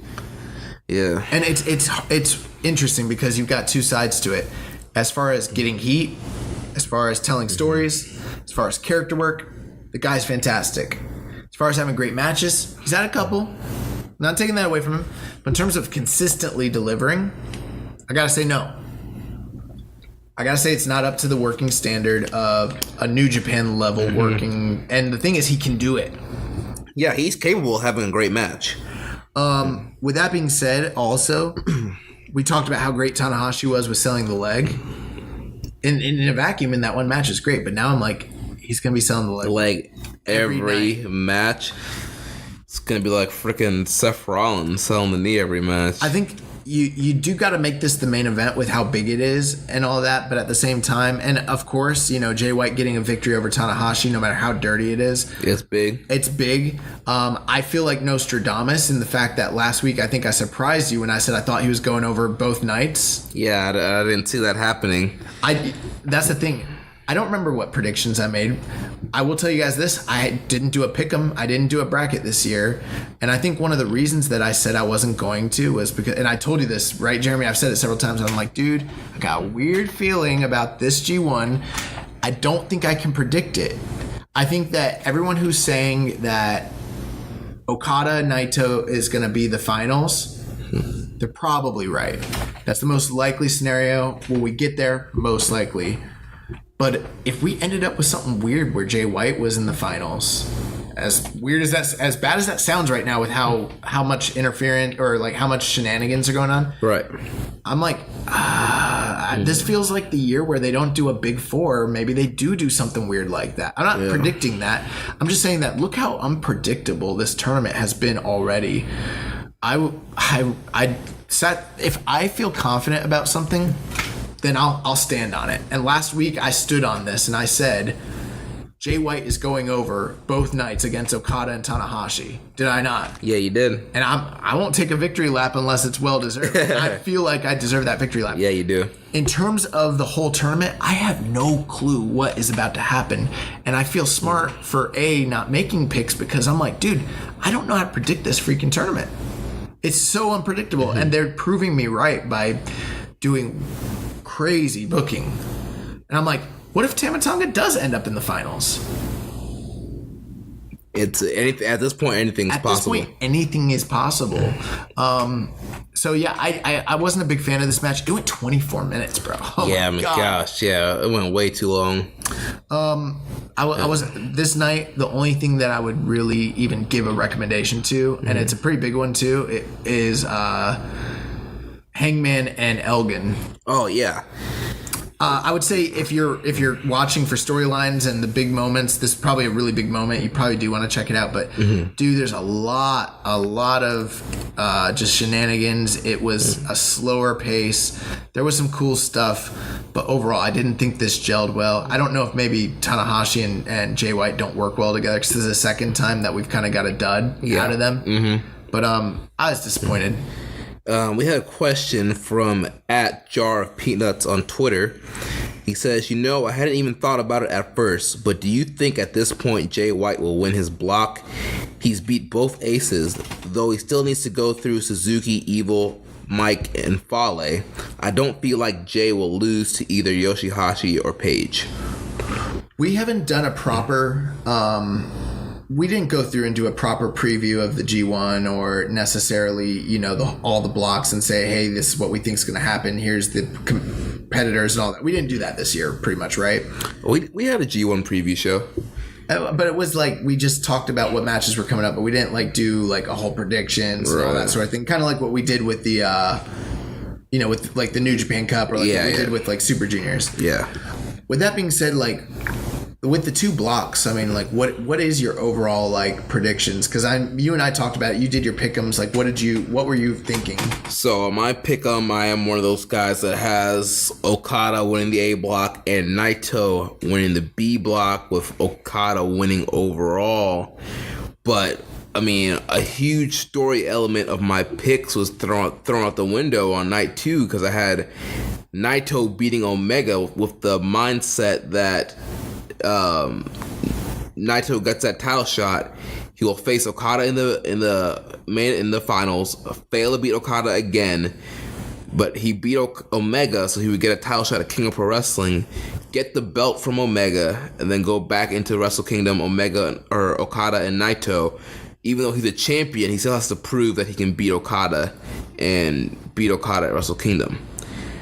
But with him losing to Omega, my whole scenario's out of the window, and I don't know Okada and Naito could still be the finals, but I don't know if it's going to happen the way. The story that you're predicting can't play out exactly the way that you predicted. Right. And I think what I had said about all this was basically this. As far as winning the whole tournament, I think it's most likely that someone from the B block could potentially win the whole tournament. Mm-hmm. From the A block side of things, there are only 2 guys that I realistically think have any shot of winning the entire thing, and that's Okada and pretty much Jay White. Yeah. As far as winning the whole entire block. Yeah. That being said, though, I don't know that either of them are going to do that. And why I think this is so unpredictable, why it makes it hard for me to pick a winner, is because if they decided to run with Elgin and put him in the finals, I wouldn't be that surprised. If they put, Suzuki, if they put Okada, if they put Tanahashi or Jay White, as far as guys that could take a loss in a final of a G1 and it means something, all those guys could be in that block because they've done stuff like that in the past. You know what I'm saying? Yeah. So that's why I feel so unsure about what's going to happen. Jay White is a guy that I think it's a very, very far outside chance. I don't see him winning the entire G1 Climax. He could. It's not my prediction. But could he win the block? He could. Yeah. Yeah, I think he could. What was the question specifically again? So at Jar Peanuts, he said, I hadn't even thought about it at first, but do you think at this point Jay White will win his block? Possibly. And he said that he didn't think that he could beat who? He says he's beaten both aces, though he still needs to go through Suzuki, Evil, Michael Elgin, and Bad Luck Fale. He doesn't feel like Jay will lose to Yoshihashi or Hangman Page. And see, that's kind of where I think you might... And we appreciate the question, but I think you might get hung up a little bit there because how many times in these G1s do they have those guys who don't do super well in the tournament, but they play spoiler? Yeah. I feel like Yoshihashi's going to be a spoiler this year. And it's a chaos versus chaos match. And could you see that happening? Yeah. Yoshihashi struggles the whole tournament. Jay White treats him like he's nothing. Treats him like a young boy. And Yoshihashi pulls out one of those great performances that he's prone to have every now and again. Mm-hmm. And he rolls that man up 1, 2, 3, and Jay White loses his crap. Mm-hmm. I could see that. Yeah, I'm not saying it's going to happen, but I'm just saying. I can see it, yeah. Don't count out Yoshihashi yet. And I don't even like Yoshihashi. He's my least favorite guy in the tournament. One of my biggest praises of the tournament is that he's lost twice in a row. That is great booking by Gato. Hats off to them. Oh, man. But, I think Jay White could definitely win the block. And I think, remember, one of the predictions I made was when people asked who's unexpected that you think is going to have a great tournament. And remember, I said in the A block, I think Jay White's going to win. Now, he's kind of crapping the bed in terms of having a great tournament ring-wise. Mm-hmm. But in terms of, racking up points and doing well in the tournament, he's your guy. Yeah, man. So that wraps up night 3 of G1 Climax, and I just want to run through the remainder of these questions that were G1 related, but we didn't get to them within those matches. All right. So BJ Baker in the Wrestling Squared Circle asks, which do you think will happen first? Someone losing the G1 contract before Wrestle Kingdom, or the G1 winner beating the champion at Wrestle Kingdom? I've got to say that it should be and would be someone winning the G1 and then winning the main event of Wrestle Kingdom. I've never been a fan of the whole briefcase thing. It feels very WWE to me. It is. and they've never lost that contract. And how crappy would that be? To go through the most grueling tournament of the year and then have to drop your briefcase. One thing we didn't mention that I thought was very interesting, and I forgot about it until this moment, Zack Sabre Jr.'s comments during the press conference. He said that he's going to win the whole tournament, and then when he wins the tournament, he's not going to challenge at Wrestle Kingdom. He wants the champion to come and defend the title in Britain and him win the title there, which is so 90s, because keep in mind, listeners, there was a time where if you won the G1 Climax, it had nothing to do with Wrestle Kingdom. Wrestle Kingdom wasn't there's always been a January 4th Tokyo Dome show, but it wasn't always called Wrestle Kingdom, and it was never winning the G1 was never about going on to headline Wrestle Kingdom. It was just trying to prove that you're the best wrestler. You would get a title shot from it, no doubt, and it would usually happen around what we would call King of Pro Wrestling now. Sometime in that area. You weren't waiting till January for that guy to get his title shot. That's a long time if you think about it. August to January. Yeah. That's why they had this gimmick. I hate that gimmick. It's because that person's going to wrestle a bunch of matches against people that are no hopers, no matter how good they are, and they're keeping the champion away from the challenger, and it does build anticipation, and it's great from the standpoint of, with New Japan, we've criticized them for, we can't announce the matches ahead of time because the stories, but they have a built-in way to do that for Wrestle Kingdom to build anticipation, but I don't like that gimmick, and so I'm hoping either A, they eventually do away with it, or B, they never... I mean, that would suck if the guy who won the G1. That what it reminds me of is like back at remember when like the Royal Rumble winner had to like defend his spot. I hate that. Like I think it was Rey Mysterio defended against like Randy Orton. Yeah, and like The Rock had to defend his spot, and like Stone Cold did. I don't like that. So I'm hoping that at some point someone who wins this G1 wins at Wrestle Kingdom, which has never happened. Yeah. So I think that's more likely, and I hope that's what happens. Is that what you feel? Yeah, that's what I feel too. I mean, I feel at some point a G1 winner has to beat the champion, and I think it would suck. You think this is the year? I think this could be the year. It could be. I mean, obviously it could be, but I think it will be. That's my thought. Hot take. From Howard Schilling, he says, going off the WWE G1 series that Jeremy wrote last year. Did you finish that? And considering the success of Juice Robinson, which current WWE or NXT star would you like to see in a G1? Oh, wow. I think we kind of like alluded to that before. I think we've had a question similar to this before. But is there anyone in WWE that you're like, man, I would love to see that from NXT, or how about we do one from NXT, one from WWE, basically? I think that'd be cool. From NXT, I would love to see Keith Lee, the recent signee, Keith Lee in the G1. That would be cool. For me, from NXT, if I could bring one person in, Ricochet. Ooh. He's never been in the G1. Yeah. He was a junior before, and I don't see why he should be. I think he'd be fantastic in the G1. Oh, yeah. I'm just trying to think, like, there's so much talent down there. Yeah. I mean, I know we said one, but Roderick Strong's another NXT guy. I think he'd be the guy that would give you, like, a lot of blow-away matches. He might not win the whole thing, but he'll give you a lot of great matches. I mean, I almost immediately went Gargano. Yeah. And another guy that I think could be, Chris Hero. Yeah. So many guys, but like for me, it's got to be Ricochet. For the main roster, who would you pick? Main roster. I almost want to cheat and just go, just bring AJ Styles back. Yeah. Or like bring Nakamura back. But I think I'd go Seth Rollins. Yeah, that seems like that would be like the great WWE hope. You know who I would put in the G1, and if this just like we're just being zany here, we're just making like weird picks. John Cena. Yeah, I think he would do good. I think John Cena would do good in the G1. Let's give that guy something to do. I don't know. It kind of reminds me of like Chuck Liddell coming to Pride. You know, their big poster boy. Bring John Cena over, bro. Put him in the G1. Drew McIntyre is another main roster guy. I think would do good in the G1. Yeah. Actually, you know what? I take it back. I don't want John Cena. I want Samoa Joe. Oh yeah, what am I thinking? Sorry, guys. Sorry, it's been so long he's been on TV. I forgot. I don't even watch WWE. I was struggling to even remember who's in WWE, to be honest with you. As weird as that sounds. Yeah, Samoa Joe first by far. Oh, That's who I'd bring. Yeah.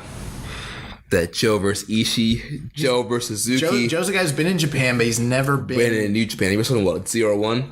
Yeah, he wrestled in 0-1. He wrestled in Noah, but he's never been in New Japan, from what I believe, and I know he's never been in the G1. That'd be awesome.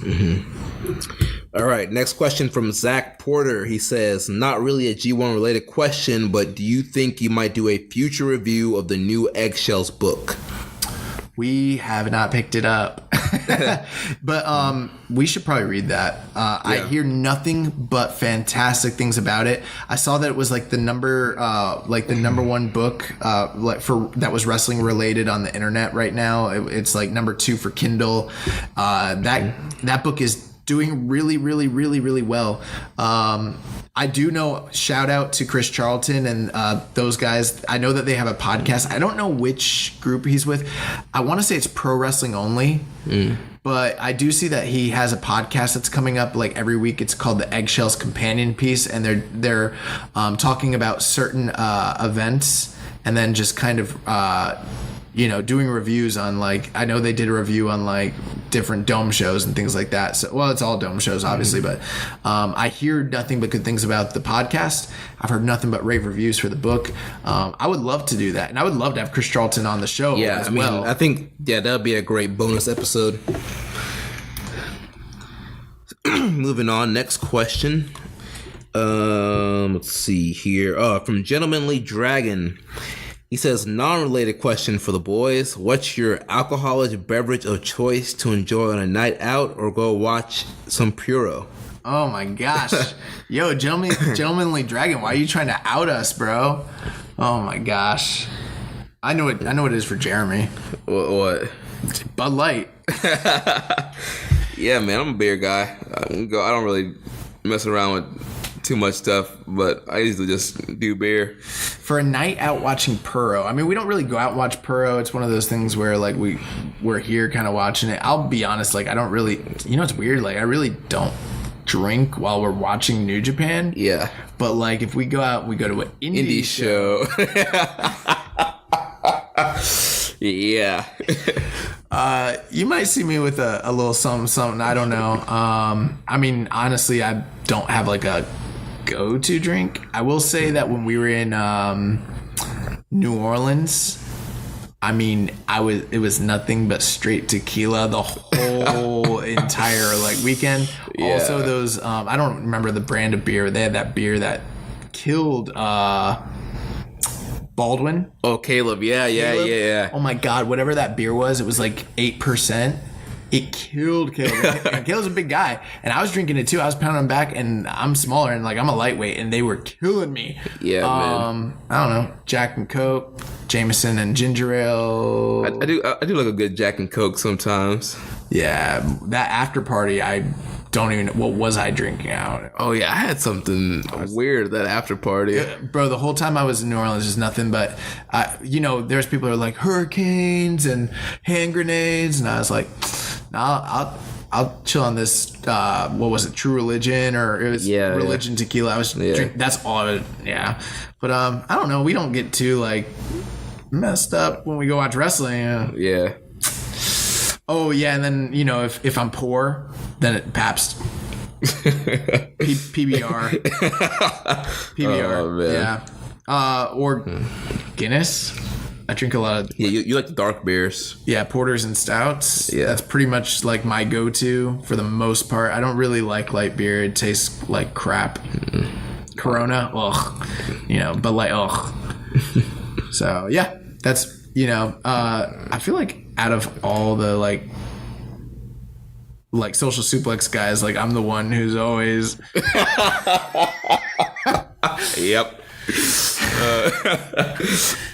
I try to be sneaking it, and then all of a sudden I'm like, all right, guys. But you can just tell. You just get you be on the next level, man. Oh man, good stuff. I can't wait for All In. Yeah, bro, All In's gonna be great. Oh my God. And then another question from Gentlemanly Dragon. Well, he says, also not a question, but in case you didn't pick this up during Hangman's entrance before his G1 match with Elgin. Awesome match, by the way. Kevin Kelly mentioned Masahiro Epinchono endorsed and picked Hangman as the G1 winner. It's obviously a long ass shot, but thoughts. I found it quite interesting coming from Mr. G1 himself. That's absurd. Yeah. I don't know what's going on with Chono these days. I think that's crazy. I mean, that's great for Hangman. Like we said before, he's having a heck of a year. And to have, the Dark Ace, Masahiro Chono, like, endorse him like that's pretty cool. But there's no chance that that's happening. Yeah. There's no chance. Maybe a year or two from now, but not today. No way. Yeah, I can't see Hangman winning this thing at all. And then last question comes from Legible Toe 762. He said that if you can go back in time and be there live in person for any NJPW event that you weren't in the building for, which event would it be and why? We haven't really been to any real New Japan events. I mean, the first one... We've never been to Japan. Right. I mean, the only... Yet. Keyword yet. I mean, the CEO show would... I guess if you want to consider that a New Japan show, would be our first New Japan show. So this is kind of a wide open selection for us. But for me, I mean, it might be cheating, but I would want to go and watch Okada and Omega from Dominion this year and be in the arena live for that crazy match. Yeah, I mean, that to me would probably, as far as a modern show, I don't, I mean, that's one of the best shows I've ever seen in my life, like I said before. So for sure, if I'm going to go off of modern shows, so stuff that recently happened, I would have to say, what was the last Wrestle Kingdom? 12, right? Wrestle Kingdom 11. From a modern show. That was the night that you had, that's my favorite Wrestle Kingdom. I almost said Wrestle Kingdom 9 because it's just a banger. Yeah.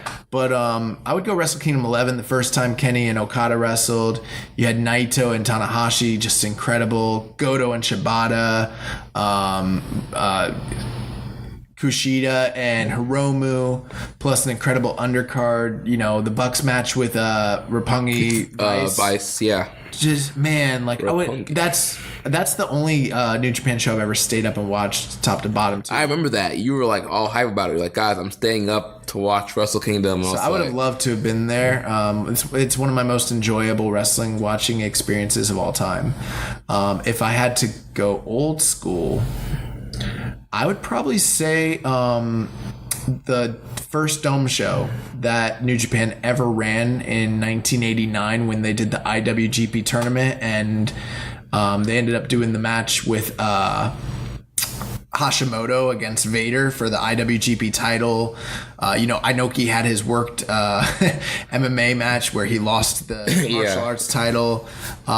So many different stuff like that. That show would just be, to me, so interesting to see. And from a historical perspective, if I could go back and see that live, so many Hall of Famers, so many guys, I would probably pick that show.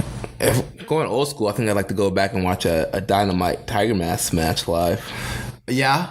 Another one that really sticks out to me is like the Super J Cup from '94. Seeing Sasuke and Benoit in the finals, it's one of the most legendary nights of pro wrestling ever. I'd probably want to go back and see that. So those are, off the top of my head. I mean, my historical watching of New Japan isn't so much based around shows because it's hard to get full shows. So it's hard for me to be like, going back and being like, yeah, I'd like to see, a lot of times we only have tape on the big matches, but those are two that stick out to me. And then, from a modern perspective, that Wrestle Kingdom, great question. Yeah, thanks everybody. A lot of good questions. Yeah, thank you everybody for submitting questions. Remember, you could always submit questions to us on Twitter at KI Strong Style or in the Wrestling Squared Circle Facebook group. You can email me, Jeremy at socialsuplex.com. So, continuing basically news with the G1. So we just got the news that broke this past week that Rey Mysterio Jr. will be making his official return to New Japan Pro Wrestling. He's going to be involved with the G1 finals in Budokan. We don't have any opponent listed for him yet, but it is a confirmed appearance by Rey Mysterio. Most likely, with him re-signing with WWE, this will be his final match in New Japan. Yeah, I mean, they're trying to pull him from All In. Yeah. So that's really, really, really exciting. I wasn't expecting to see Mysterio again, especially not necessarily in Japan, I guess. Yeah. I'm hoping we get a really cool Dream match, singles match scenario. It probably will end up being a tag team match, but yeah. We'll see what happens. But yeah, I mean, I'm all anytime Mysterio's coming in, I'm all for it. So yeah. That's exciting. Earlier this past week, also, I thought this was worth noting. So we keep getting these different notes about from Kota Ibushi, and basically there's a transcript that was listed on the internet. So he had some comments regarding the B block and then regarding Kenny Omega, and Kota Ibushi said it's the more athletic group, talking about the B block. It'll be a more athletic physical style in these matches. People that stand out, of course, Kenny, Naito, Sonata. He's interesting. I haven't wrestled him before. I think there's something about him he hasn't shown, and I want to get that out of him. So that sounds good to me. Yeah. And then talking about Kenny Omega, says, I hate it. I hate that I have to face him. It's like the time has finally come to have Kenny last. That's a really dangerous scenario. The finals are the very next night, remember, but we have to do it. I don't have all the time in the world, so we have to do this. Wow. So, yeah, man, that's definitely going to be one of the most interesting things coming down to the end of this tournament. And before we moved on, one thing I wanted to touch on, we already kind of mentioned the commentary, but have you noticed how great Kevin Kelly's been? Oh, man, he's been on fire, dude. Like, at this point, I know I said this the other day, like, we could literally put Kevin Kelly in there with anybody. I don't care who it is. Fale, Finley. Yeah, Finley, yeah. Like, Chase, Hanari. It doesn't matter to me who it is. That team up's going to be better than Jim Ross and anybody at this point. Yeah. We didn't really touch on this, but do you remember when when they did that spot where they they spoofed the JR spot. They spoofed the JR spot. Yeah, where Jay White was that in the It was a tag match. It was on the second night. Yeah. And someone got thrown in the guardrail and Rocky just fell over and was selling it like it was death. They're like, are you okay, Rocky? Rocky's like, no. And then Dom's like, that's the first bump you've taken in months. But I did think it was awesome how on one I think it was the first night during the Jay, I believe it was the Jay and Okada match. I could be wrong, but because they were wrestling on the outside and taking a lot of time, and they were directly basically addressing the negative calls that Jim Ross and Josh Burnett had. Yeah. Kind of bearing the officiating, and they kind of just gave them a quick answer and was like, hey, look, the reason that they're not getting disqualified, the reason the count, they're giving them some leeway. It's the G1. People don't want to pay to see disqualifications. Or countouts, yeah. And it was literally a direct addressing to the G1 in San Francisco situation. So yeah, thought that was shots fired. Shots fired, man. Let's get into this news here. So we'll run through it super quick. So with the New Japan news, the big story coming out of the week, Ring of Honor and New Japan Pro Wrestling will be holding for the first time ever the G1 Supercard April 6th in New York City from the world famous Madison Square Garden. I'll tell you something. We'll be there. Yeah, we're going to be there. So our Honor Club membership's going to come in handy. Oh my God, I'm so glad we have that membership, dude. That service sucks. It finally paid off for something. Yeah. So tickets are going on sale, next month in August? Yeah. And August 8th, I believe. And then you get early pre-sale if you have a membership to Honor Club. Honor Club, so if you guys don't have Honor Club, you want to go to the show, you might want to do that. Yeah. Dude, I honestly think, and we'll talk more about this, I'm sure, but I honestly think they're going to sell out. I think so too. And I also think that WWE is going to be scrambling to put together a card for, as great as takeovers are, going head to head. They're going to have to do something big to counteract this. The one thing that is interesting, did you notice? They didn't highlight yet anything about the Elite. Right there. They only advertise Okada, Naito, and Tanahashi. So that's pretty telling. Yeah. But this is huge. I mean, guys, I don't have the facts and figures, but I'm literally thinking there hasn't been another wrestling show outside of WWE in that arena since the 50s. Yeah. Or earlier. So I mean, this is literally on the same weekend as WrestleMania in their own basically home turf in their arena. In their backyard, yeah. New Japan Pro Wrestling and Ring of Honor are putting on a supercard, and I don't know, man. We'll talk more about it, but man, that's big news. Mm-hmm. Sinclair basically was let's get the lawyers involved. Yeah. And Madison Square Garden was We don't want the smoke. They don't, yeah. Madison Square Garden wasn't with the smoke. WWE wasn't with the smoke. And Harold Mai and Sinclair, they pulled it out. I don't know what happened, but man, that's a big deal. But Harold May, he wants all the smoke.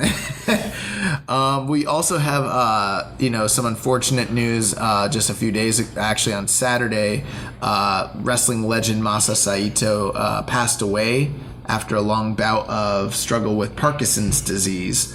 I actually was listening to Observer Live yesterday, and they had Dave Meltzer come on. He did an awesome kind of like obituary, like recap of his career. I don't know how familiar you were with Masa Saito.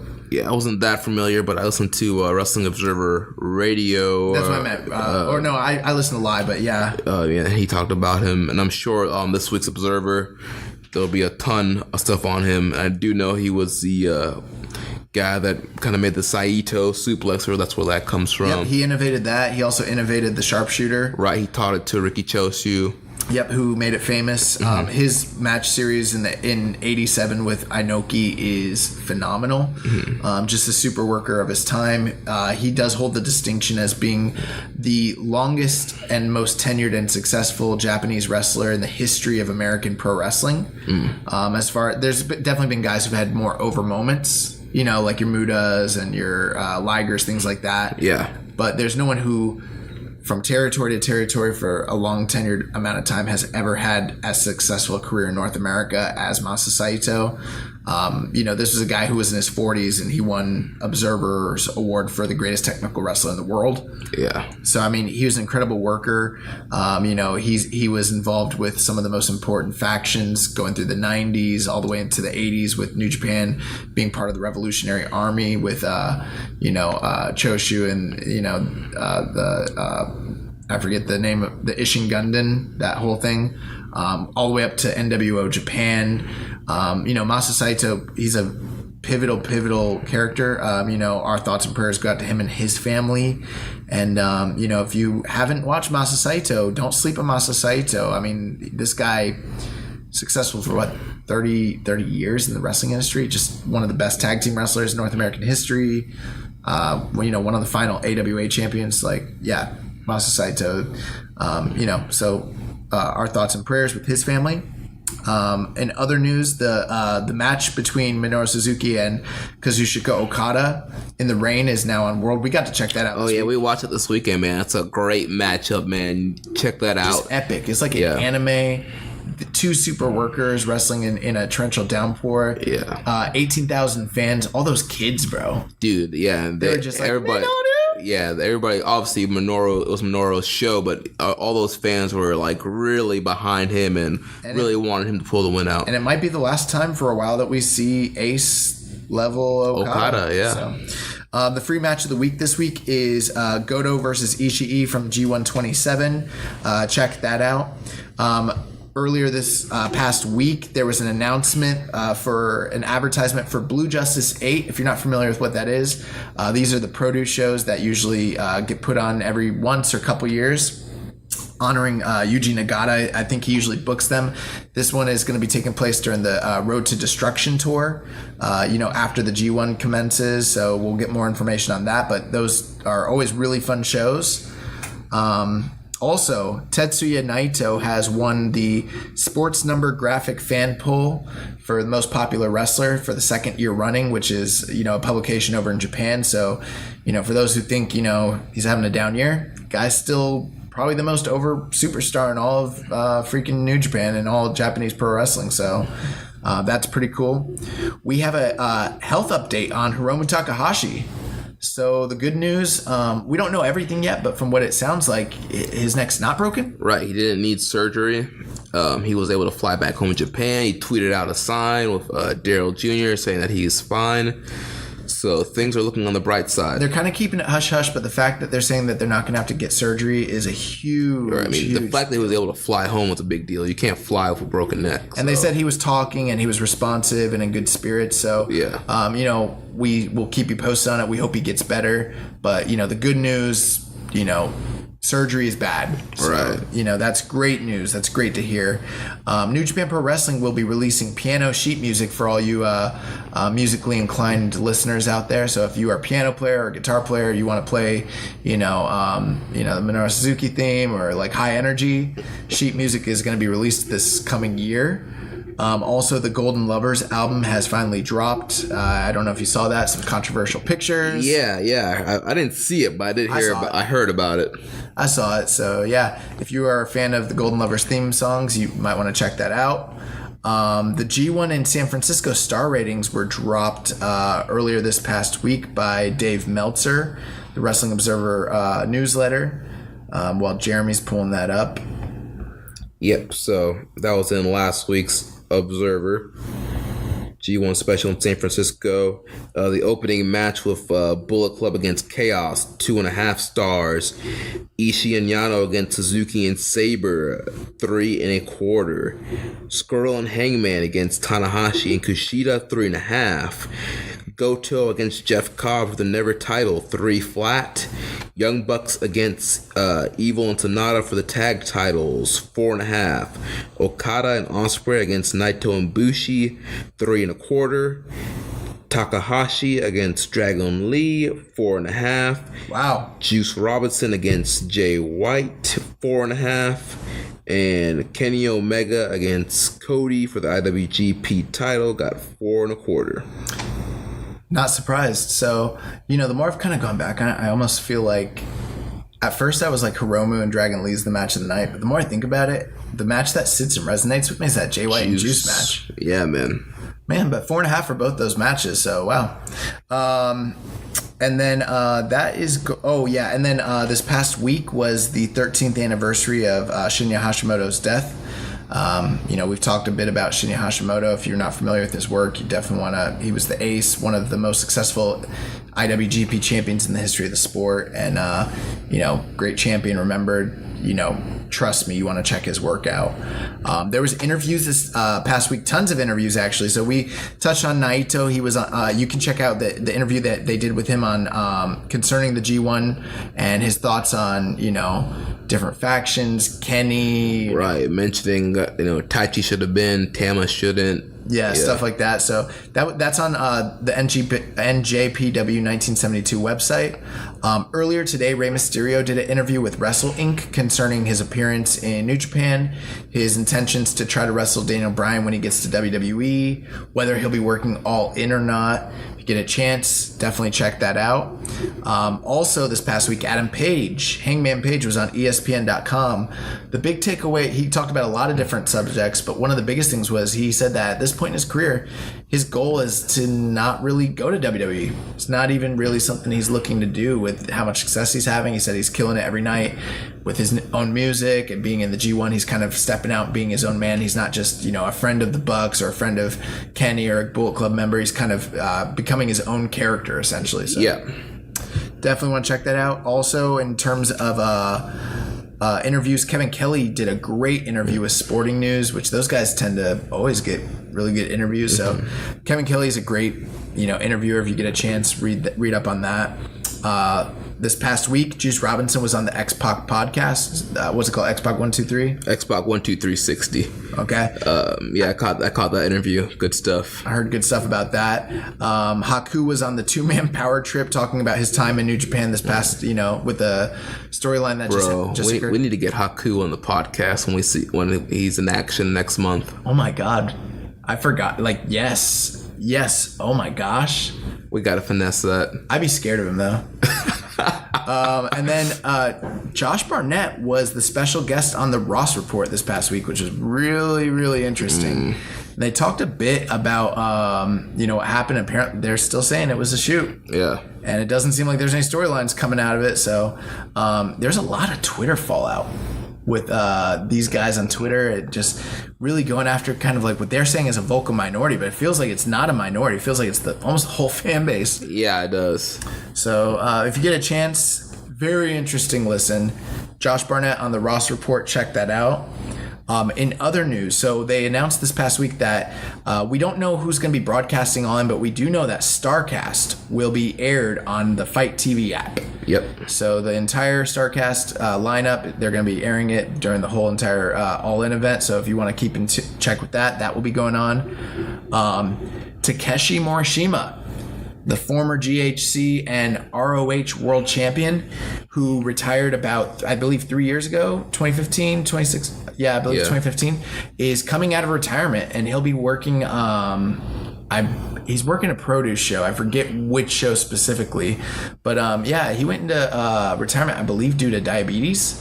And apparently he's coming back, which Morishima is one of my... Dude, Morishima was the man. Yeah, he's one of my favorite guys that ever wrestled in Noah. And in those Ring of Honor days, he was awesome. Yeah. Matches he had with Brian. So we'll keep our eyes on that. He's supposed to be working a show fairly shortly here in the future.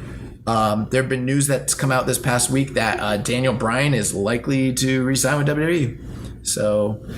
those of you who are hoping he'd come work Tokyo Dome or work Arena Mexico, we're not really expecting that so much anymore.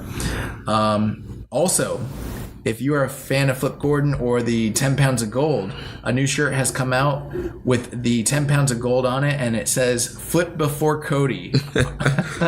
Which, this Friday, as part of the Ring of Honor event, what is it? Ring of Honor... Honor for All. Honor for All. Flip Gordon will be challenging Nick Aldis for the Ring of Honor World title. The NWA World Heavyweight Championship. Mm-hmm. And so this is kind of what we've been predicting. At this point, I feel like they're probably just going to let Nick Aldis win. Yeah. But my prediction, I talked to Rich about this the other day. I know I've been saying for a while, initially I was like, Flip's going to win the belt, go on and defend it against Cody. What I think is really going to happen, he's going to win the belt and then go into a triple threat at All In against Nick Aldis and Cody. That's what seems like the most likely scenario. Yeah. So if you are, what is it called, Honor Club subscriber, you'll be able to, what is that, Friday? Yep, Friday, July 20th, Honor for All. Cody's on that same card too, so that's going to be very, very interesting. Yep. Also on that card, you got Punishing Martinez defending against Scorpio Sky, SCU. Sumi Sakai against Karen Q. The Briscoes versus Young Bucks versus Danielson Kazarian, SCU. That looks good. Non-title match, Marty Scurll against Matt Taven. Cody against TKO Ryan. Kenny King versus Shane Taylor versus Chris Sabin versus Jonathan Gresham. Are also set for Honor for All. In other news, so Kazuchika Okada will be doing a meet and greet the weekend of All In. So if you're going to be at All In, you want to go to ProWrestlingTees.com. You'll get a chance to meet the ace, Kazuchika Okada. We talked about Summer Sizzler that's coming up with Rev Pro. Ishii taking on Walter. If you haven't seen the poster for that match, epic. It is epic. So they just released that. That whole card looks like fire.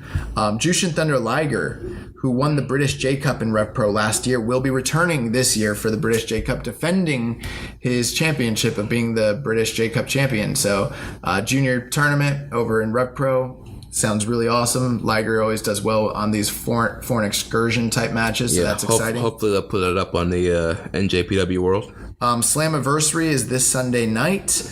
Bone Soldier, Taiji Ishimori, who we still don't know where he falls in this Bullet Club scenario, will be, at that pay-per-view in a four-way match. That pay-per-view actually looks pretty good. Yeah. Pretty good. Might find a way to watch that. Just maybe. Yeah. This past week, Alpha Club versus Bullet Club. We'll get more into it, but that was confirmed.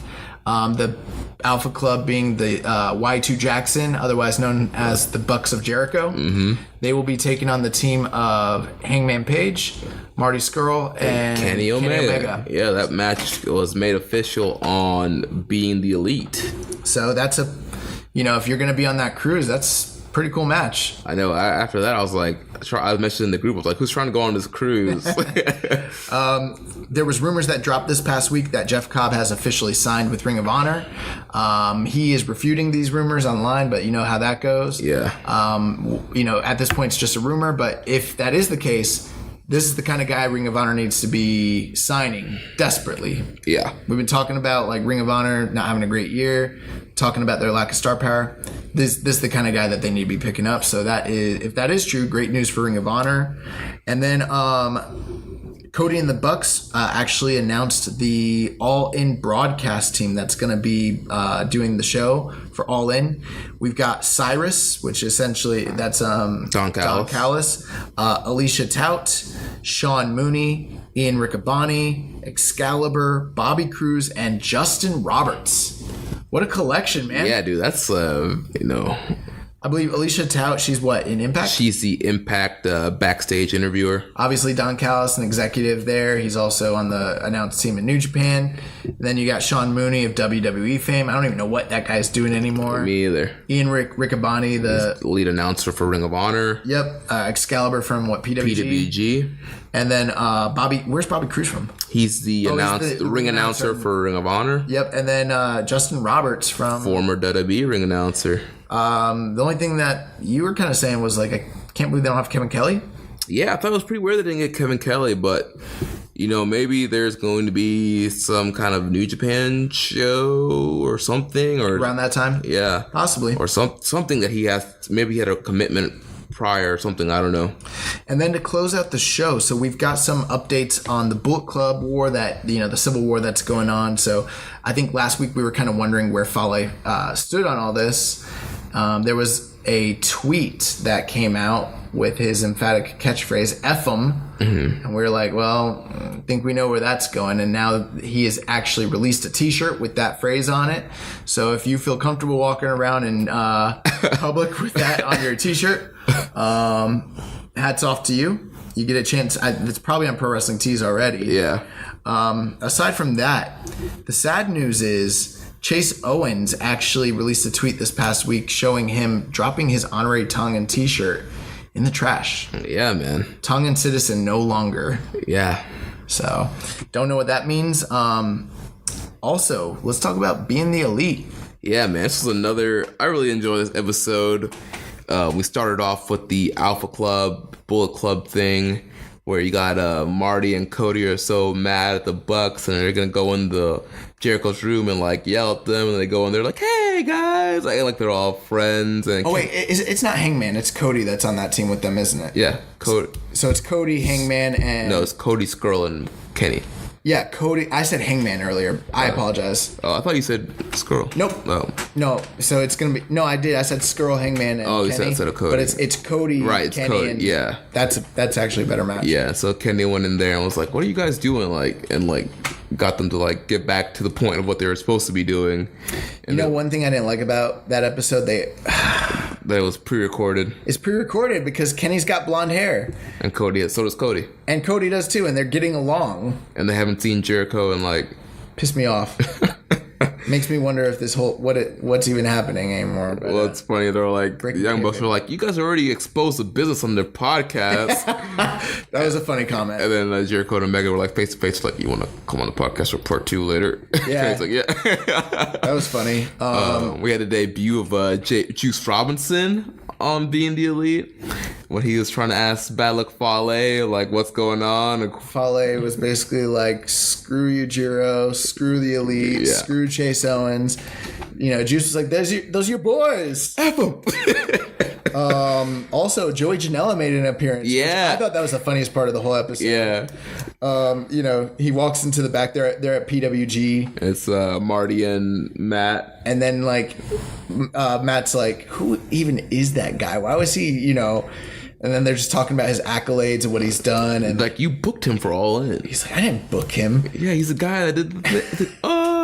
Then they span over and Joey Janela's literally standing right there. He's like, guys, I've been standing here the entire time. You guys are dicks. So that was pretty funny for our indie fans out there. And you should be excited. Chase Owens, he's going to get some more airtime on Being the Elite. Actually, let's talk about that. That was the funniest part of the whole episode. So the interaction with Yujiro and Chase with Kenny Omega. Chase and Yujiro were like, why aren't we a part of the family dinner? And Kenny's like, yeah, man, we're trying to get you guys some more airtime on Being the Elite. I promise you guys will be featured more. And Yujiro was like, what? You effing racist? he's like, where'd you hear that? He's like, no, I'm not racist. So yeah, that was pretty funny. The stuff with Hangman, again, it's whatever. Like, he's got split personality. He tried to kill Chase Owens, I guess, in the video game. Yeah. Just losing his crap.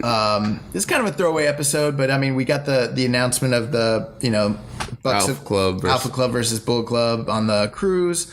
Nothing else really going on there. Oh, we had the SCU. They were in SCU. Yeah, but they weren't happy because Daniels was mad about Stephen Amell. Yep. So clearly there's going to be they're building to a match. Amell versus Daniels or SCU against something. Amell and partners of his choosing or something like that. So that was stuff that was covered. The last thing here, with Tama Tonga, he did 2 really, really good interviews this past week. One on Uproxx, and then the other one was on SportsIllustrated.com. And I just wanted to touch on that. I thought it was very, very interesting how this guy can be having... He's only had 1 match so far, but a pretty bad, match. But then, you go and you read this interview in Sports Illustrated, and it's one of the most compelling things going on in wrestling today. Mm-hmm. The way he talked about, that basically Fale called the hit on the rest of the guys. Yeah. And then he said that they called AJ and Finn Balor and Carl and Luke. And that they all were in agreement with it. And he was like, there's Bullet Club over in WWE, the real Bullet Club. Yeah. And he was like, he's like, there's a hierarchy. And he was like, we called them. They gave us the go ahead. And I was like, oh my, it's something I just thought about. I remember way back when Tama tweeted something about the OG Bullet Club coming back and stuff. People were like, what is he talking about? Bro, they've been building to this since February. Yeah. They've been building to this war. So yeah, if you haven't caught the Uproxx interview or the SportsIllustrated.com interview that Tama Tonga did, you gotta check it out. It's money. This is a guy who maybe he's not the greatest wrestler. He has his upside. We'll see. Put that freaking mic in his hand, dude. Because that dude, when they let him go unhinged, it's awesome. I really, really, really liked the way they forwarded this storyline. I've heard rumors that there's I don't know what the deal is, but I've heard either that there's people online that were trying to make a push for Hanari to join the OG Bullet Club. Yeah, there has been. But then I thought maybe something happened during one of the tag matches or something. I don't know. If you heard something about that or saw it? No. But if this group kind of becomes an Islander group, what would you think about Hanari joining? Dude, I'd be down for that. I think it's that would be the perfect thing to help elevate Hanari. We've talked about in the past the guy needing a facelift, join the Bullet Club. Yeah, that makes sense to me, especially in this iteration of it. So I think that's gonna do it for the news. Obviously we got coverage coming up this next week. We got 4 big shows. Yeah, 4 big G1 shows, my God. So yeah, man, we'll be doing our best to watch all those shows, and we'll be back next week to give you reviews and coverage on those nights of the G1 Climax 28. Thank you guys for listening to another episode of Keeping It Strong Style. Make sure you connect with us on social media. On Twitter, the show is @KI Strong Style. I'm Jeremy L. Donovan.